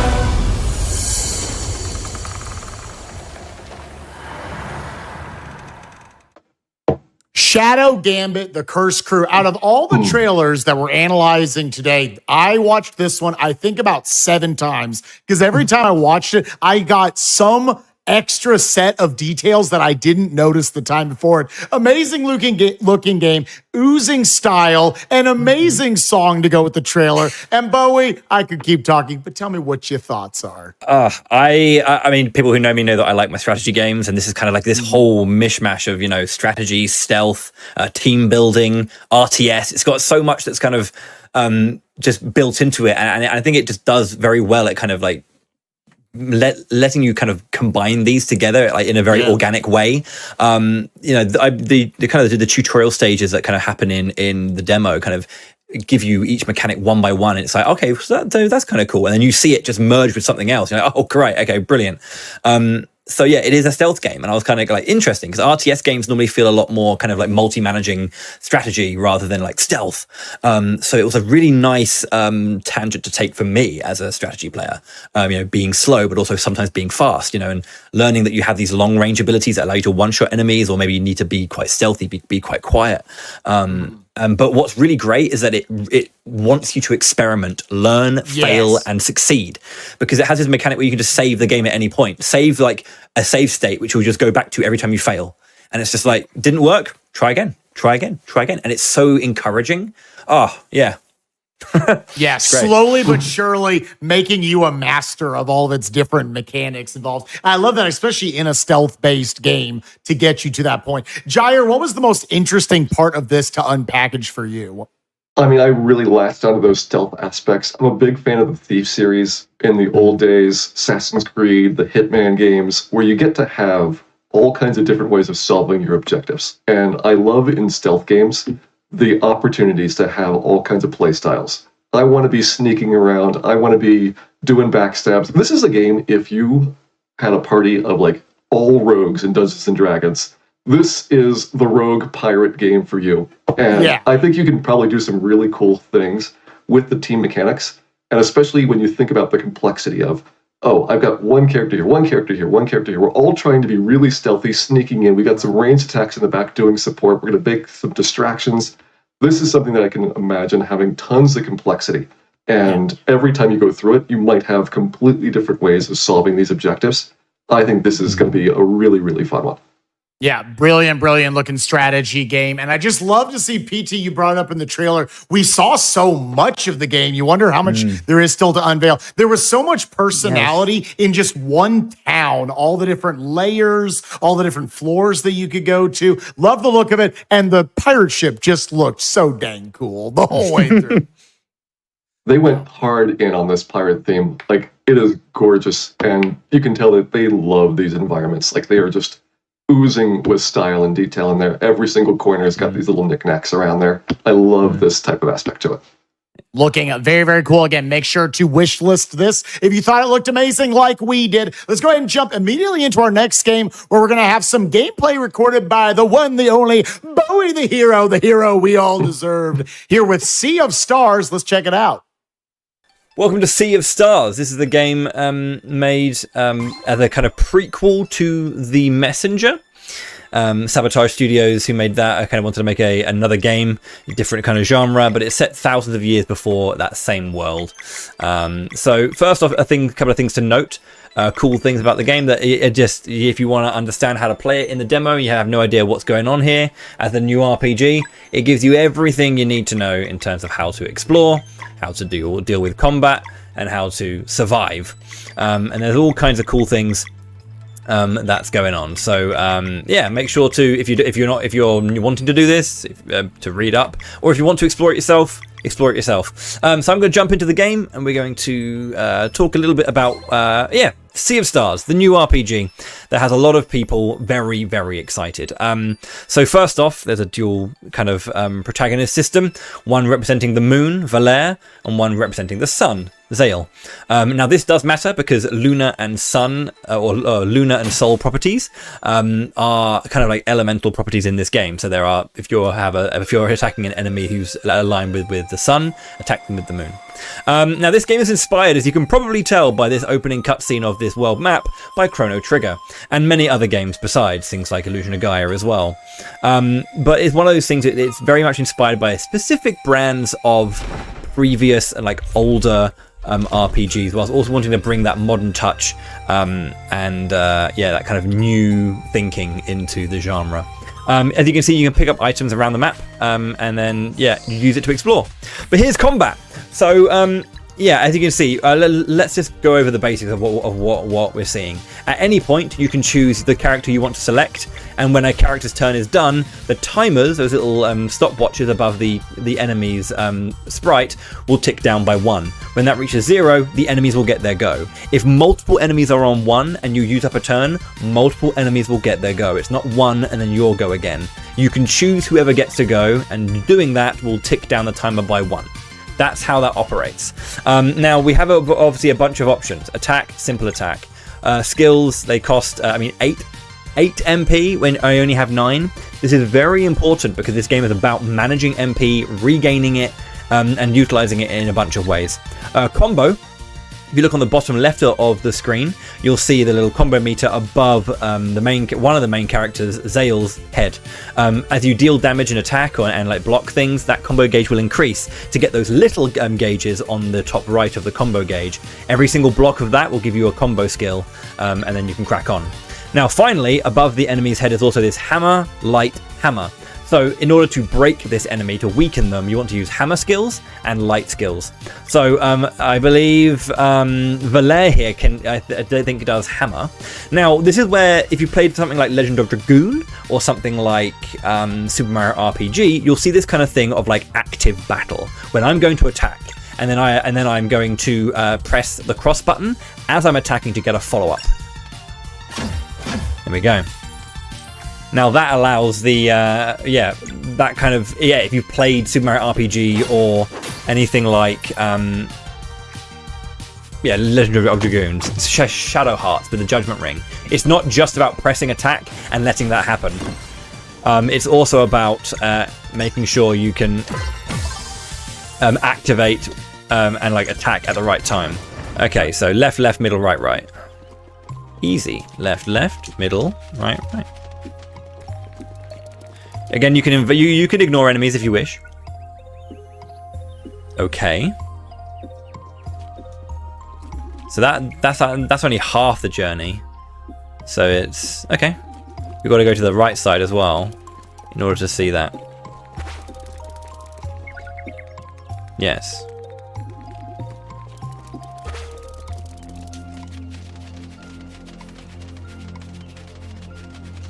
Easy. Got the Scroll of Bash Drop. I don't know what that does. Teaches combo attack Bash Drop. Oh, it's for Garl and Valere. Lovely. So that's how you get your combo attacks. This dealt a lot of damage, so I'm pretty sure, you get pushed out, so we didn't guard in time. Or didn't guard accurately enough anyway.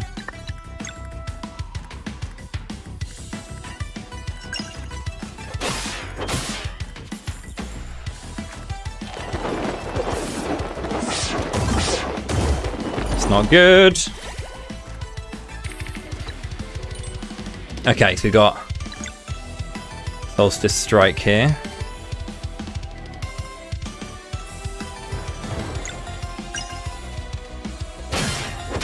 There we go. Nice. With no items or any kind of sense of healing. I really like that, because like this is the good thing about like active combat, is that, you know, no matter how hard a fight might be, if you perform it well, you can bring things back, or if you're strong, you can still lose if you don't engage with the mechanics that the game's built around. But yeah. And should you be up for a challenge, rumor has it that a certain relic can be purchased at the hidden market somewhere in Brisk. Well, there you go. Nice little secret for you. But that's the Sea of Stars demo. Really good fun. Loads of mechanics, both active and general, that are really, really nice as like a basic kind of showcase of what the game is. But this is a title that everyone's been waiting for the longest time. If you've tried this demo, you'd know that it's brilliant. This game's going to be special. In terms of RPGs in the indie space, this is one of those ones that everyone's been looking to for a long time, so don't miss Sea of Stars. Cheers. And that was Sea of Stars by Sabotage Studio, the creators of The Messenger. If you're familiar with that game, and if you're not, I'm not trying to tell you how to live your life, but you should go play that. But before I go too off tangent, Bowie, yeah, did you have fun with that demo? And just walk us through it. What did you like about it? Oh, I mean, it's a really, really great game, right? You know, when this came out, they were saying that, you know, it's going to be inspired by certain games. Like you can see the Chrono Trigger inspiration on the world map. The dual techs are a thing. You know, you got the action and skill-based input like SMRPG, The Legend of Dragoon and Shadow Hearts, all those kind of great games that have active style of turn-based. It's just so much more engaging for me as a player. And there was just so much. I was saying to you guys during the demo playing that it's a smorgasbord of inspiration. There's so many different RPGs that they've taken little bits from it, and other genres too, to be like, I like that, I like that, I like that. Let's bring it together. But it's never like overshadowing or like too much. It's understated enough that it fits in its place, but doesn't overtake anything else. I think that's really, really clean. Specifically, it's like when I found out that, you know, when I realized that there was actually an Octopath Traveler style break system where those symbols above the enemies were, you know, hit them with bash, light, and bash. And then you kind of get like a little moment to kind of take away their turn for a bit or deal some more damage. And it's like, it just worked. I was like, oh yeah, of course the Octopath Traveler break system would work in there. And I think it was just great, and the music is a huge thing. Like I know that everyone talks about Yasunori Mitsuda, the composer of Chrono Trigger, doing some guest pieces in here, but I really want to congratulate the other composer, Eric Brown as well, who did a brilliant job of just creating a really lovely sound that has these moments of nostalgia, but so much freshness. And it was a joy to play. I was gonna say, there's so many things you could talk about too. And Jair, I'd like to get your thoughts on it as well. Like, what were some kind of standout pieces for that demo that we just got a chance to watch? I mean, as somebody that likes retro RPGs, this is everything in the 1990s rolled into one. We mentioned Super Mario RPG. We got Chrono Trigger in there. The Mana series, you can see in the backgrounds, like all the bright, vibrant color artwork. I love like the little details, just like the idle animations of the characters as they're waiting for the turn, going in. They're grooving, and they're chilling to the music as well. Some personality, like everything about this is just so spot on from that time period. That if you grew up with those games, you are 100% going to enjoy this experience. The music adds on top of it. Like that's just so underrated. Like how good a quality soundtrack brings you emotionally into these events. And the combat system, I really took a minute and kind of like watched Billy go through there. And even over that course of the demo, I was kind of figuring out, okay, this is how this is going to work out. I can understand the mechanical aspects to it. I'm looking forward to the double text, the triple text. There better be all kinds of things that unlock over the game. I'm expecting that you're going to get a little bit of all of these little tiny dashes coming in, and it was just so good to see that kind of clean overall design. There was one thing I wanted to add really quickly, just to kind of like say about it, is like it showed off like you saw a dual tech and you saw some like attacks being skill based kind of input to get the extra damage, but I really want to just quickly bring up that every single skill has that system and they're all different. The timing style is different. There's one where you have to kind of like charge, and then if it gets too big it will start getting smaller again, so you have to kind of get that timing right to let go at the zenith of the power for the move. And there's one where there's like kind of like you throw a boomerang but it comes back, but you have to keep deflecting it and it gets faster and faster and faster, so it's like the more you get the more damage, and it's like there's a variety of to that as well. And there's a quick little trick. You can defend against attacks in the same way. If you feel like you're taking too much damage, you have to press buttons at the right time to defend too. And if you don't know who's going to get attacked, because again, characters are different distance away from moves, there's a button you can do to kind of like face the characters towards who's getting attacked. So you can see who's going to be targeted, or it might be everyone. So you might want to use that as a thing to know who's getting targeted. You know how much time you have to react. It's really that cool. We're getting the hot tips here. Yeah, like this is like the SMRPG, the Paper Mario games, where you got like the perfect block. It just adds a little bit to all your attacks. It makes you a little bit stronger in defense, and it means that you're engaged. Like you are kind of there. You're not just kind of pushing the A button and being like, all right, let's watch all the animations play out. Like you're actually like paying attention to what those enemies are doing. You're seeing the reactions and being like, all right, I can anticipate and learn these type of things. And I mean, we saw that demo through there. I want to see so much more what this game has to offer.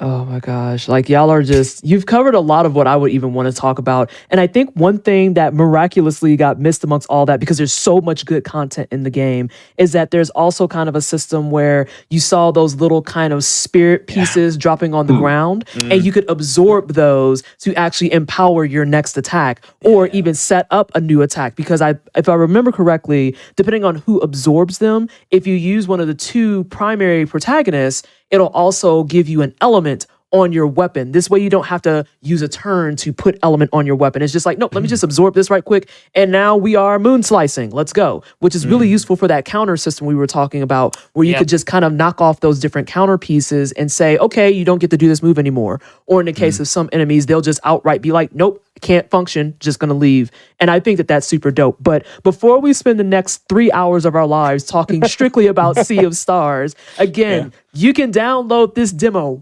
right now as we speak. Go to steampowered.com/sale/nextfest and grab hundreds of indie games that are free to download for their demos. Go forth, grab demos, enjoy video games. We're gonna go ahead and break into our final trailer for the RPG segment, which is going to be Wargroove 2. Let's take a look. Welcome, comrades, to my coastal paradise, the Saffron Isles. I'm Nadia, local pirate and purveyor of havoc. I hear troubles brewing across the shores in Aurania. There are rumors of strangers attacking in the dead of night. Familiar friends are gathering their armies to retaliate. Commanders are honing their grooves, finding new ways to turn the tides of battle, and whipping new recruits into shape. With the world at war, us pirates can plunder all we want. We might need some help carrying all this loot. Are you ready to join the fight? Raise anchor and take your armies to battle for some turn-based tactical combat.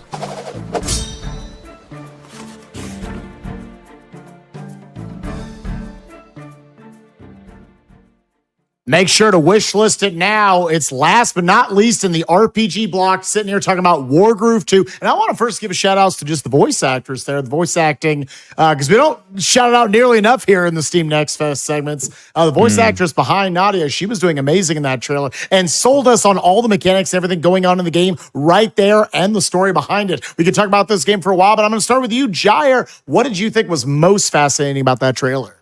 So this is something that I remember from the original Wargroove, and that is this game has a ton of different modes. Multiplayer, with up to 4 players, got co-op campaigns, you've got map editors, like all kinds of things that make this a much more personable experience that you can kind of customize to your play style in there. It is more than just like a single player game to enjoy the story, but the single player is pretty good as well. Very much Advanced Wars type of feel to it. These games are super fun, and you can just drop in for a little tiny bit, and when you feel like you've got enough, there's always more waiting for you there. Boy, what was most exciting for you, my friend?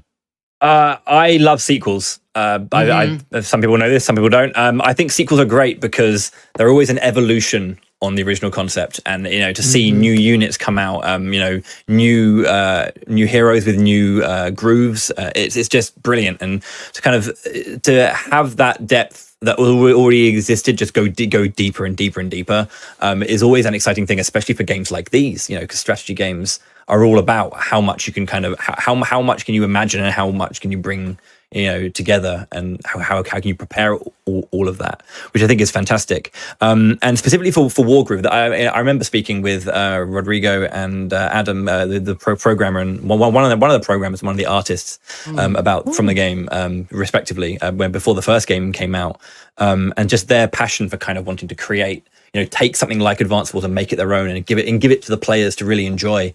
And to make it their own. And I think that whole thing that Jai was saying, that it's co-op, it's multiplayer, it's you can make your own maps. A friend of mine, his name's Barrett, he created a online like PvP competitive tournament league called Groove of War. And he ran that for like a year and a half, 2 years, where he had like people, loads of people from around the world competing in PvP Wargroove. And it was amazing. Like, and that's a great thing about Wargroove. You take a strategy game like this, and you just let the let the community make what they want of it. To see that evolve, let's go. That's so cool. Jair, watching the trailer right there, obviously on the surface, very cutesy looking game. Lots of just fun animations. I love the kind of split screen battle style. You got the squid's hand reaching over, then having a nice big slap back. But there's also on screen, there are tons and tons of units, both on your side and theirs. How excited does that make you about the depth of the combat and the strategy involved? Like we already mentioned, like Advanced Wars is kind of like a great inspiration here, and having all kinds of calculations that you got going on for these type of strategy games, different units. I want to see how deep they go in the mechanics in terms of all the unit properties that you have to kind of balance and think about, and figuring out your forces and how you deploy them most effectively. I think you can get really creative with, and that's also where like all the custom maps come in. You can mix this game up in so many different ways and have a new experience every time going through there. So you love to kind of just jump in, play for half an hour, for an hour, and then the next time that you're going to be in there, it's going to be a totally new experience, and that'll be equally as fun. Absolutely love to hear that stuff. Again, Wargroove 2, make sure to wish list it. Make sure to check it out and all these other amazing demos. I am so sorry, PT. We have come to the end of the RPG block, and they were just all bangers from top to bottom. It's true. I'm sad, but I'll get through it. I'll survive. We're going to manage to see another day.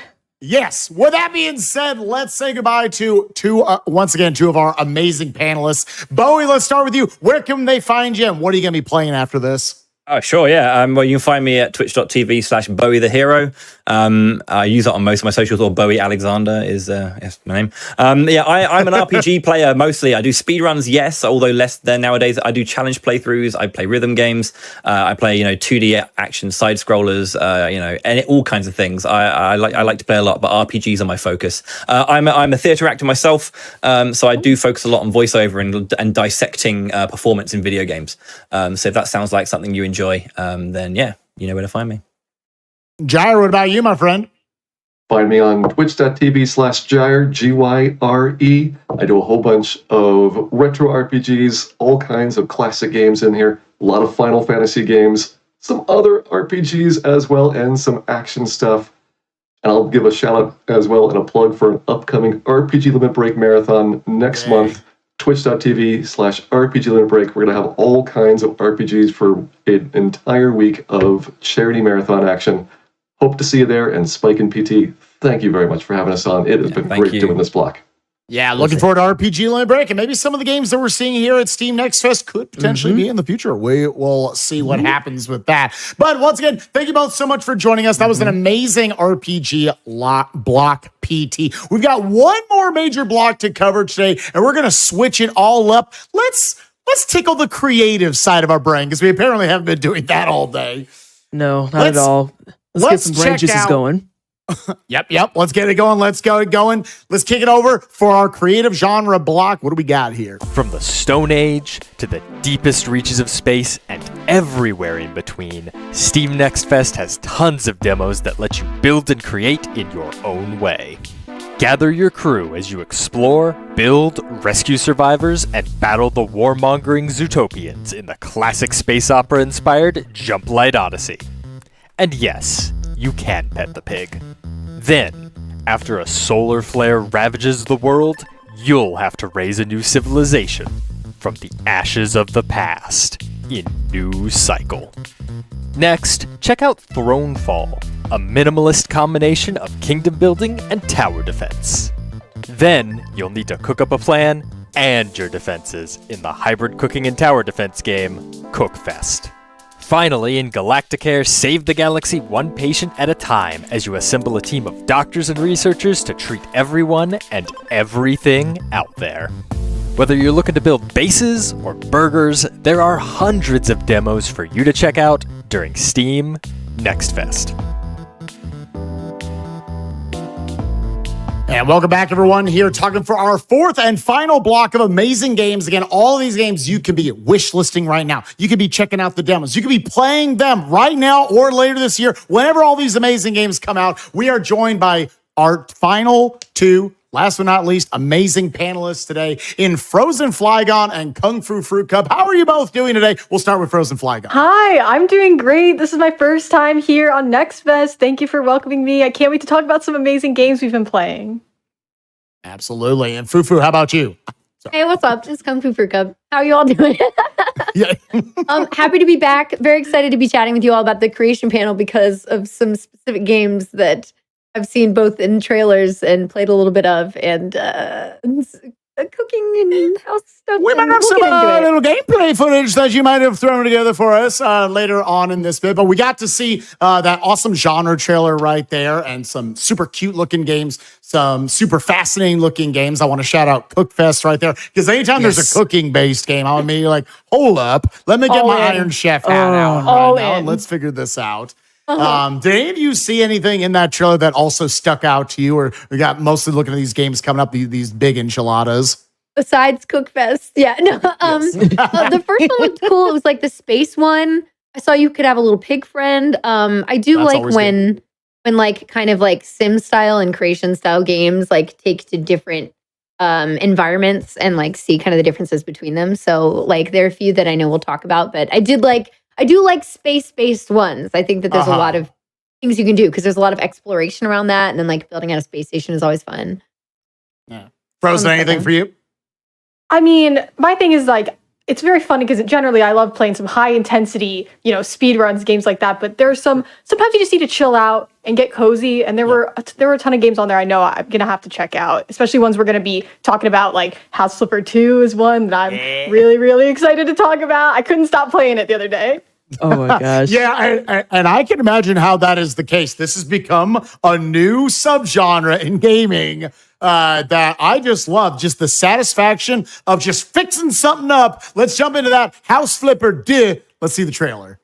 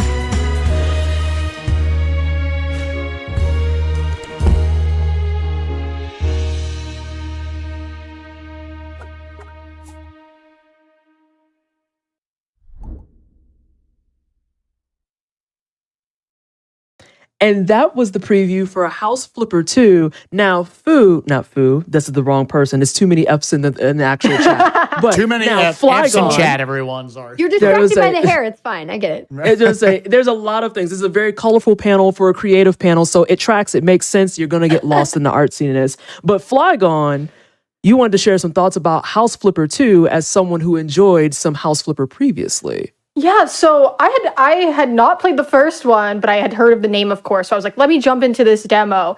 And I love cleaning stuff. So the beginning of it is just getting to clean up everything. And that part is really great.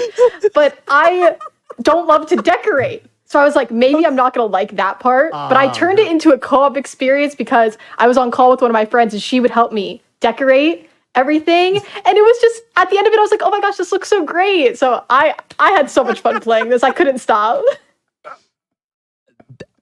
I feel like sometimes that's the way you have to do stuff like that, because one of the things about House Flipper, I was talking about this during the segment, that I love watching people play House Flipper, like watching people clean up stuff and paint things and renovate. And I'm just like, I am not creative enough for this. Right. My brain doesn't do these things. I'm just like, paint one color. So just get a friend who loves interior design. Like my friend is obsessed with The Sims, and she was just like, "How about you put this here?" And we kind of worked on it together. That's why I think it'd be a great stream game, right? Because you're like, "Chat, what are you all thinking? You think this color? You think in this?" And it could be such an interactive experience. These are perfect wind down streams to watch. Like, yes, you clean that house. Yes, please. Yeah. Okay, so listen, I'm going to jump in if that's cool. No, go for it. Jump in there. Right. I had a period of my life where I was obsessed with like HGTV and all the design shows, renovation shows, etc.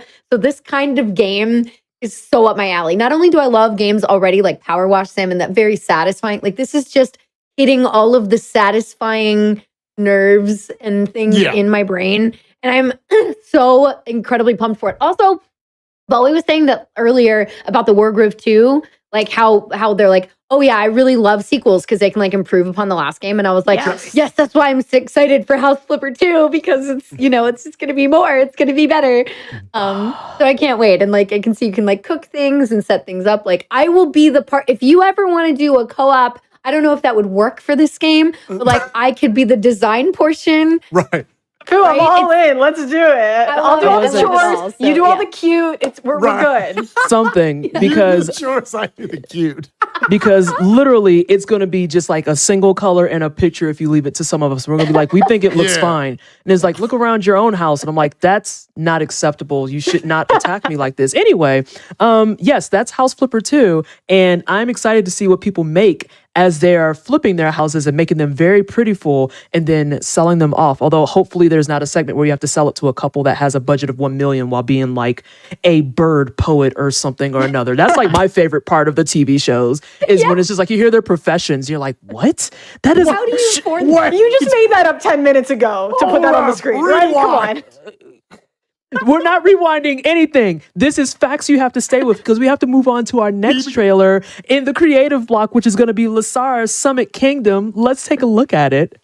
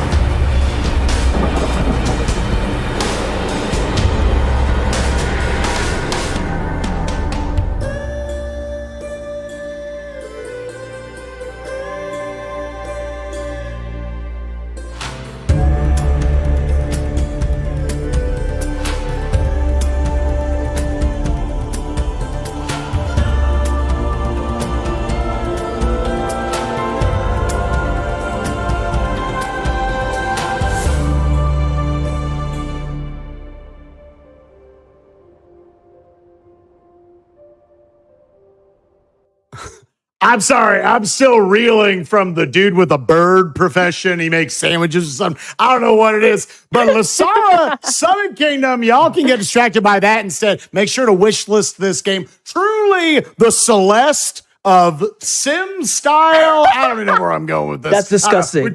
That's foul. Mountain Celeste reference. I got you, Spike. Don't listen to them. I'm full support. This is why you're on this segment. We got a Celeste base. We on a mountain. There's snow on it. Yeah. What'd you think about what you saw, Frozen? I had a ton of fun playing this demo because the tutorialization was incredible. It did a really good job of, like, this looks like a lot when you look at the trailer, right? You're like, oh my gosh, there's so many different levels. I feel like I might be overwhelmed. But when you open up the game, they do a great job of stepping through the mechanics in a way that you still have to figure out how to make it all blend together, but you're not lost. Yeah, I agree. It's definitely, Sorry, go ahead, Fib. Oh no, I want to hear your thought, and then I'll follow up for you. No, yeah, it's just it's interesting to me, kind of just your slightly different take on like the Sim style of having to deal with the mechanic of by the way, and like just even how the trailer opens up on we've got our row of houses and it's on a cliffside and having to deal with like run down off the mountain of whether it's water or it's snow, having to battle all the different seasons. Will there be things potentially trying to destroy your houses and how do you handle all of that? Just thought that was very interesting. Like an avalanche? Because there was an avalanche. Like scared me. I was like, how are you going to rebuild from that? Once that hit, I was like, okay, so there's more to this than just, cool, we're building up tiers of a mountain, and then there's a big castle at the top. Like, that's awesome. The setting makes a huge difference. There's a lot more to account for. Like, you see all the different types of weather, like inclement weather coming in, and like, how do you deal with that? And how does your society survive through that? And then I like the vibe of this just because not only is the music good, but also like the architectural, like Asian inspired design. I think it's really lovely. So I'm like definitely attracted to that kind of building. So even if I can't like clean and renovate the inside of it, I do like being able to have these beautiful decorations on the outside of it and put that together. So it makes me be like, I like building up. I think that that's a really interesting idea. Yes, yeah, the scale of the whole thing and how you make it. And it's like very triumphant. I'm glad the trailer kind of pieced on that a little bit. That like it shows the winter tundra comes in and you come out of it on the other side. And like, and if you've built this well enough, you are able to survive to the springtime or whatever it may be. Once again, super well put together trailers all throughout the day. Make sure to check it out, Laysara Summit Kingdom, and see how well you can build your civilization. Now, Phil, we're going to be jumping in. I know you got to sink your teeth into a little bit of SteamWorld Build. Let's check out your gameplay, and then we'll come back after that and talk a little bit about it. Let's see what we got. Hello, everyone. Kung Fu for Cup here, and today I am testing out the demo of SteamWorld Build. Now, this looks really cute. I loved the intro music on opening it, but we're already past that. So we got to get into the game to show you kind of what this is all about and for me to explore what it's all about. So let's get started. Okay, Grand Gully. Greetings from Grand Gully. Oh my gosh, the alliteration. Cute. Game by the station. I love cute games. This already seems up my alley. There we go. And then this also needs to connect to my road. Ha! I think I did it. We have workers! Look at them go! Oh wait, this one needs to connect. Hang on. I did it! Wow. Fulfilling needs will increase your population and earn you higher taxes. Oh. Gotta build a marketplace.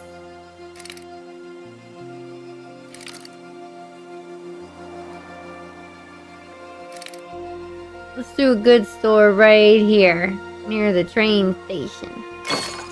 Boom. And a road to connect it. Okay. Look, now there's a thing. Looks like the marketplace is out of reach for some of our workers. Make sure to place it with road access to your residential buildings. Okay. I have to move these.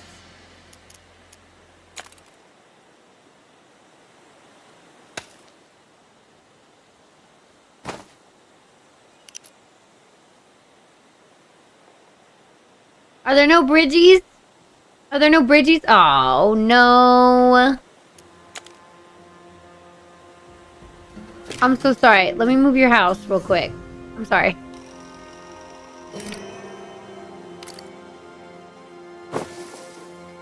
I know. Hang on.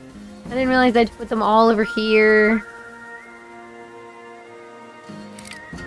Okay. We will need gold nuggets to set up our operation. Click the chest by the mine shaft for you to get started. That was a chest. Oh! Nugget! The instability of the planet is dangerous. If ignored, there will be collapses in the mine. We can place pillars to stabilize it. Unstable areas will be shown in striped blue squares. Striped blue squares. Well, I don't like this. High instability will soon cause a collapse in the mine. Pillar. Oh, here. Okay. Okay. Nailed it. Okay, we got some stability in the mine. Miners do all our digging. Let's set up their quarters now. The size of the room determines how many miners I recruited. Hint, click and drag to build larger quarters quickly. Must be at least 9 tiles to function.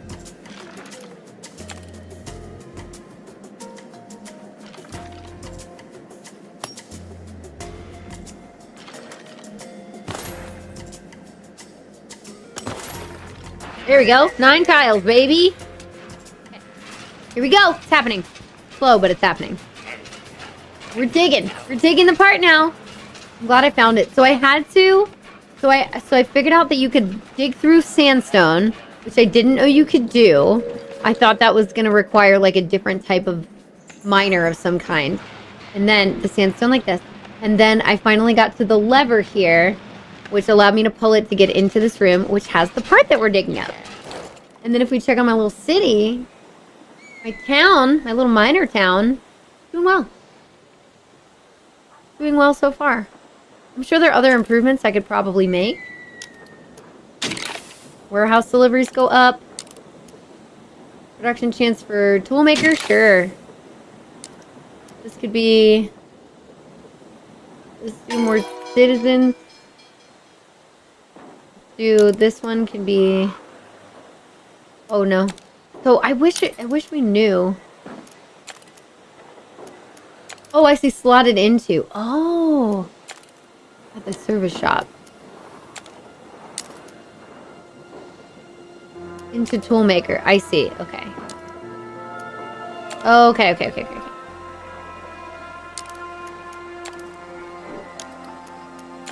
These are all these kinds of things. There we go. Okay, everybody seems pretty happy there. Awesome. Let's go back down. We did it! Hurry now. Hold it up to the city and let us prepare for its installation. We did it. Thank you for playing. We hope you enjoyed the SteamWorld Build demo. Full game will launch on PC and consoles later in 2023. Stay up to date on all the latest SteamWorld news by following us on social media. You can wishlist it. That was cool. I'm sure that there are people out there who could make this sound function much better than I did. I'm surprised I got it working as efficiently as I did with the way that I tried to outlay all of the buildings and everything. I just wanted everybody to have space. That seemed to not be a good option for me. But yeah, that was cool. That was definitely fun to, like, once you got it working, and now that we have the whole underground set, oh, that doesn't look fun, fighting enemies. For me, at least, but I'm sure that there are people who will absolutely be up to the challenge, so we gotta, there's a lot of stuff to figure out here. I want to know kind of what happens with the lore, but yeah. Thanks everybody for joining me for playing through this demo, and put it on your wish list. Go try it out for yourself. Go try out the demo. Try it out for yourself. It's cool. And then show me up. Send me pictures. All right, thank you all. And that was SteamWorld Build from the creators. Well, they're over at Thunderful Games. They're the ones who created SteamWorld Heist, SteamWorld Dig, all those fantastic SteamWorld games that you've been playing. They're coming at you with another one. And this time you're building stuff. And I had fun when I played this demo, but Fu, we want to hear about your thoughts on the demo. What were some of the main aspects of the game that you found yourself really enjoying and just kind of leaning into? Well, first of all, I'm sorry. I just could not stop talking, apparently, in that whole thing. We're streamers. That's what we do. Great. So it's funny because, like, the story, let's just, like, with a moment with the story, because it wasn't shown a lot in the demo, but they really start to give you some nuggets that make you be like, I wonder what's really going on. Like, there's definitely more to it than meets the eye. You know, it's one of those circumstances where it's not just like building or like, you know, we're not just like a mining town. It's like we're trying to discover like a rocket to get off the planet and like some other cool stuff. Like, and there's the character that's helping you, I feel like is very sus. So I'm really curious to see kind of where that leads. And then the gameplay itself, it's like, it was leading me through pretty well without like forcing me to do things in a way. Like you had to fulfill certain goals, but I didn't feel like it's either that or nothing, or like they weren't like making me click this icon and then click this icon, like, and you know, having me just tutorial click through everything. So it was really nice. Like it kind of let you be like, no, you can figure it out. Like the game kind of believes in you a little bit, which was nice. It was good to do. And then the whole mining section was fun. It's just like it gives this good dual expansion on both sides for you to explore. I loved the mining section. I thought that's really what like set it apart from other city builders, because it's like as you start, you're like, okay, sure, we need to produce these materials, and then we need to connect them together. It was really fun. It was good, but then they were like, okay, now you need to be getting materials from underground to help build your city. And I was like, oh, this is really what makes it feel so much different than a lot of the other ones, and it has its own identity of like the digging part. And so I thought it was really fun once you got to that point. You could just bounce between the two of them. Right. It's a different style of thinking when you're down underground, because you're like, I see the thing, how do I get to it? Whereas above ground, you're like, okay, everybody's mad. Why are they mad? And you're like, okay, I have to look at stats and figure out what stats aren't being met. And then, okay, I need to make more cactus farms or something. And underground, you're like, I see the objective. Now I have to, it's like it's two different problem solving sets of skills. And I think that's cool that they like, you know, encourage you to explore both of those in your own little brain. And I think that there's a lot of value in talking about how they kind of handhold you without handholding you. It's like that perfect balance of, we're going to tell you how to play the game, but we're not going to flash it in front of you. We're not going to force you to do this and not be able to do anything else. You could literally just leave the villagers to be angry that entire time while you're still trying to figure out and click stuff, because even though you don't have a lot of production from it, it doesn't change the fact that they're angry, but you can still keep playing the game. And it's like, I see you, I understand you're thirsty, you need cactus water, and someone over there dropped like a whole thing of coal, and that's terrible.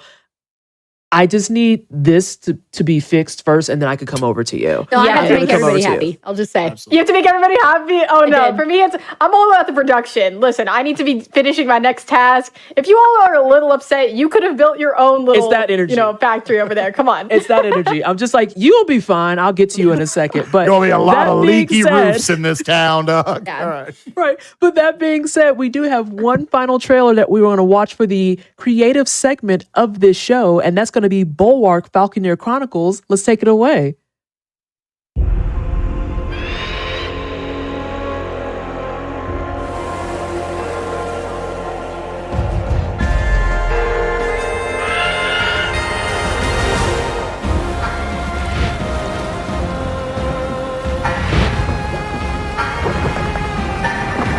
Build your bulwark, born of stone, bound by sea, beneath hostile skies.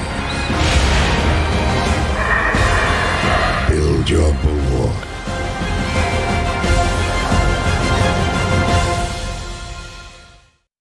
Our final game we are putting a deep dive analysis into for the day. We got Bulwark Falconeer Chronicles here. Bulwark words. Falconeer Chronicles. That is hard to say 3 times You got there. fast. You got there. Here. Once again, whatever the name is, make sure to wish list it. Check it out on Steam, along with all the other amazing games we got here on the Steam Next Fest. And amazing, once again, in our like sim style, a little bit of steampunky vibes we get from all of this. A absolutely mysterious world that you get to analyze here. I love how quickly you can build everything. Everything just sort of snaps into place. The potential creatures and monsters you have to deal with. But Fu, you're the one on the panel. What did you think about what you saw right there? So I think it's like a very good visually looking game. Like it's just, I really, really like the style. I love when people include these kinds of like the lights that, I mean, even just like the lights that you use as guides to place things down, I thought were really well designed and nice looking. Like you can kind of see how lovely, it's like the light-based grids I think are really nice. Yes. And I was talking with Court and Court was saying that this is done by made by one person, which is amazing. So I'm sure that we can talk about that. Yeah, the solo more, like the solo dev like talks to you as you open the demo and is like, "Hey, like you should try this out." And I'm like, "Wow, this looks this is impressive looking for a single person." Yes. Yeah, that's how I felt as well. But yeah, like I like the design of like the character that you get to see. Like again, visually, I think it's a really nice style. Like it's a nice build. And then you got dragons to compete with. Maybe the towers help you build up, like protect or attack against them or something, which I thought was really interesting. Because a lot of times you don't build up from one base building, you're just adding more buildings. So this is a different take on that. Yeah, Cora, anything else you want to add to that? I mean, we saw like the dragons flying around. I was like super intrigued in that. Like, is there going to be a kind of a combat element to this? That would be, I'm sure, like maybe more of a little of a mix of a city builder, like tower defense kind of stuff. That part of it seems very intriguing. Right. Yeah, because a lot of times you're with, as we see with some of the other trailers here, like you're dealing with the elements, just kind of the day-to-day, how do you keep building up this city? Whereas opposed to now, they did put a heavy emphasis on there are enemies, antagonists, monsters flying around that you're going to have to deal with. Very, very cool looking stuff for Bulwark Falconeer Chronicles. I think I said that correctly that time, along with all the other games here in the creative block. PT, 16 games up, 16 games down. This has been an absolutely amazing set of games to get to talk about today. But before we close this one out, I want to talk to our final two panelists. Tell them thank you so much for coming on, and have both of you tell us, where can we watch more of your content? Court, let's start with you. Yeah, absolutely. You can find me, on Twitch, on Twitter, Frozen Flygon with an E. And I play a lot of precision platformers, Celeste and Super Mario World Kaizo specifically. That's my main stream game, my main interest in speedruns. And also I help run Flame Fatales, which is all-women speedrunning group of games done quick. And we have our next event, Flame Fatales, coming up in August. So be sure to be around and tune in for that. Heck yeah. Fu, you enjoy that as well, right? Tell us a little bit about yourself. I do. I am the interview / talent lead for Flame Fatales as well. So I'm so excited for the event. It's going to be amazing. Please do watch. Just need to follow up with that. You can find me basically anywhere online, mostly on Twitch at Kung Fu Fruit Cup. And you'll see me playing a lot of Nintendo stuff and a lot of RPGs and very satisfying games, Beat Saber and other rhythm games. And I don't know. I cook every once in a while. It's fun. I do a lot of stuff with GDQ along with Spike and Court. So that's a lot of what I do. Oh, we like to have our fun at the GDQs and everything. And we've had a lot of fun getting to talk about a lot of amazing games today. Again, Frozen Flygon, Kung Fu Fruit Cup, thank you both so much for joining us today. And you all have a wonderful day, along with all the rest of our amazing panelists. PT, we've had a pretty good day. I've had a pretty solid day. I get to get on here and talk about video games. And that's never going to be a bad day, ever at all. But just as some final reminders for everybody before we close out of here, these games that you saw today, they're available. They're available right now. Right now. Don't walk, run. Go to your Steam client, hit that banner at the top that's in the store that says Next Fest. Grab those demos. You like what you play, you enjoy yourself, you have a good time, hit that wish list button. Tell your friends about it. We've got all kinds of games that are available for this week and this week only that you can play, again, at the low, low cost of $3.99. I don't know about you, but I like that price tag, Sprite.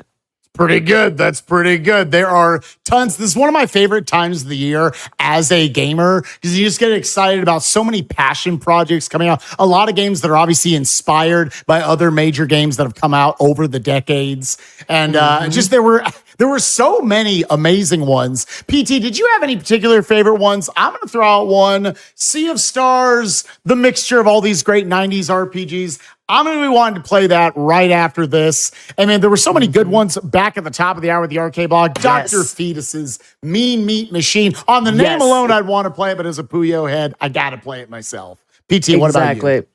I am getting ready to go download Go Fight Fantastic because I know that there's a couple of us that are off today and I'm about to be in some DMs and I'm about to be annoying and saying, hey, you want to play video games? Want to play video games? It's time for video games. I have time today. Let's play video games. I'm about to order some pizza and we're about to just get into some good gaming sessions. I've played a little bit of Sea of Stars. Go Fight Fantastic is way up there, as is Alien Hominid Invasion. But then there's a couple others. I had to make some notes of things. I had so many games that I was interested in just from a general standpoint. Yes, here we go. And I'm probably going to have to give Little Kitty Big City a whirl.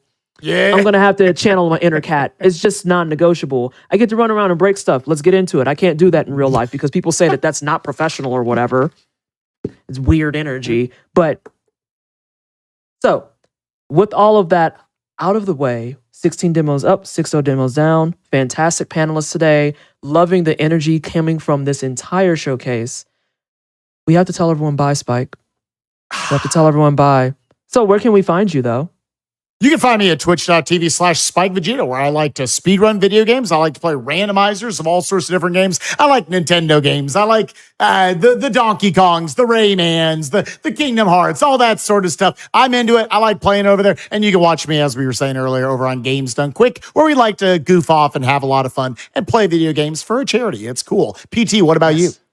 A little bit of the same boat, but a different flavor of it. I'm Pleasantly Twisted. You can find me at twitch.tv/Pleasantly Twisted. I am Pleasantly Twisted almost everywhere. I recently had a revamp from Twitter because of reasons that I won't get into. You can find me there at CrystalD_Nessa. That's where I talk about heckin' dang video games like what we just did today.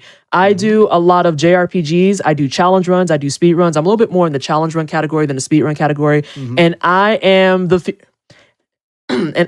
fearless leader of Unapologetically Black and Fast and Juneteenth over at GDQ. It's been fantastic having all of you here. Again, as a reminder, don't walk, run. We've got hundreds of demos to download today. Get them on steampowered.com/sale.nextfest. I can do a URL off the top of my head. Wow, that was very impressive. I just want to throw that out there. That was really good. Oh my gosh. I was like, no, I've been doing it this whole time. Yeah, we're getting there. And if you go into the client, you can find it in there. Go out there, y'all. Grab you some demos and have a fantastic rest of your week playing video games.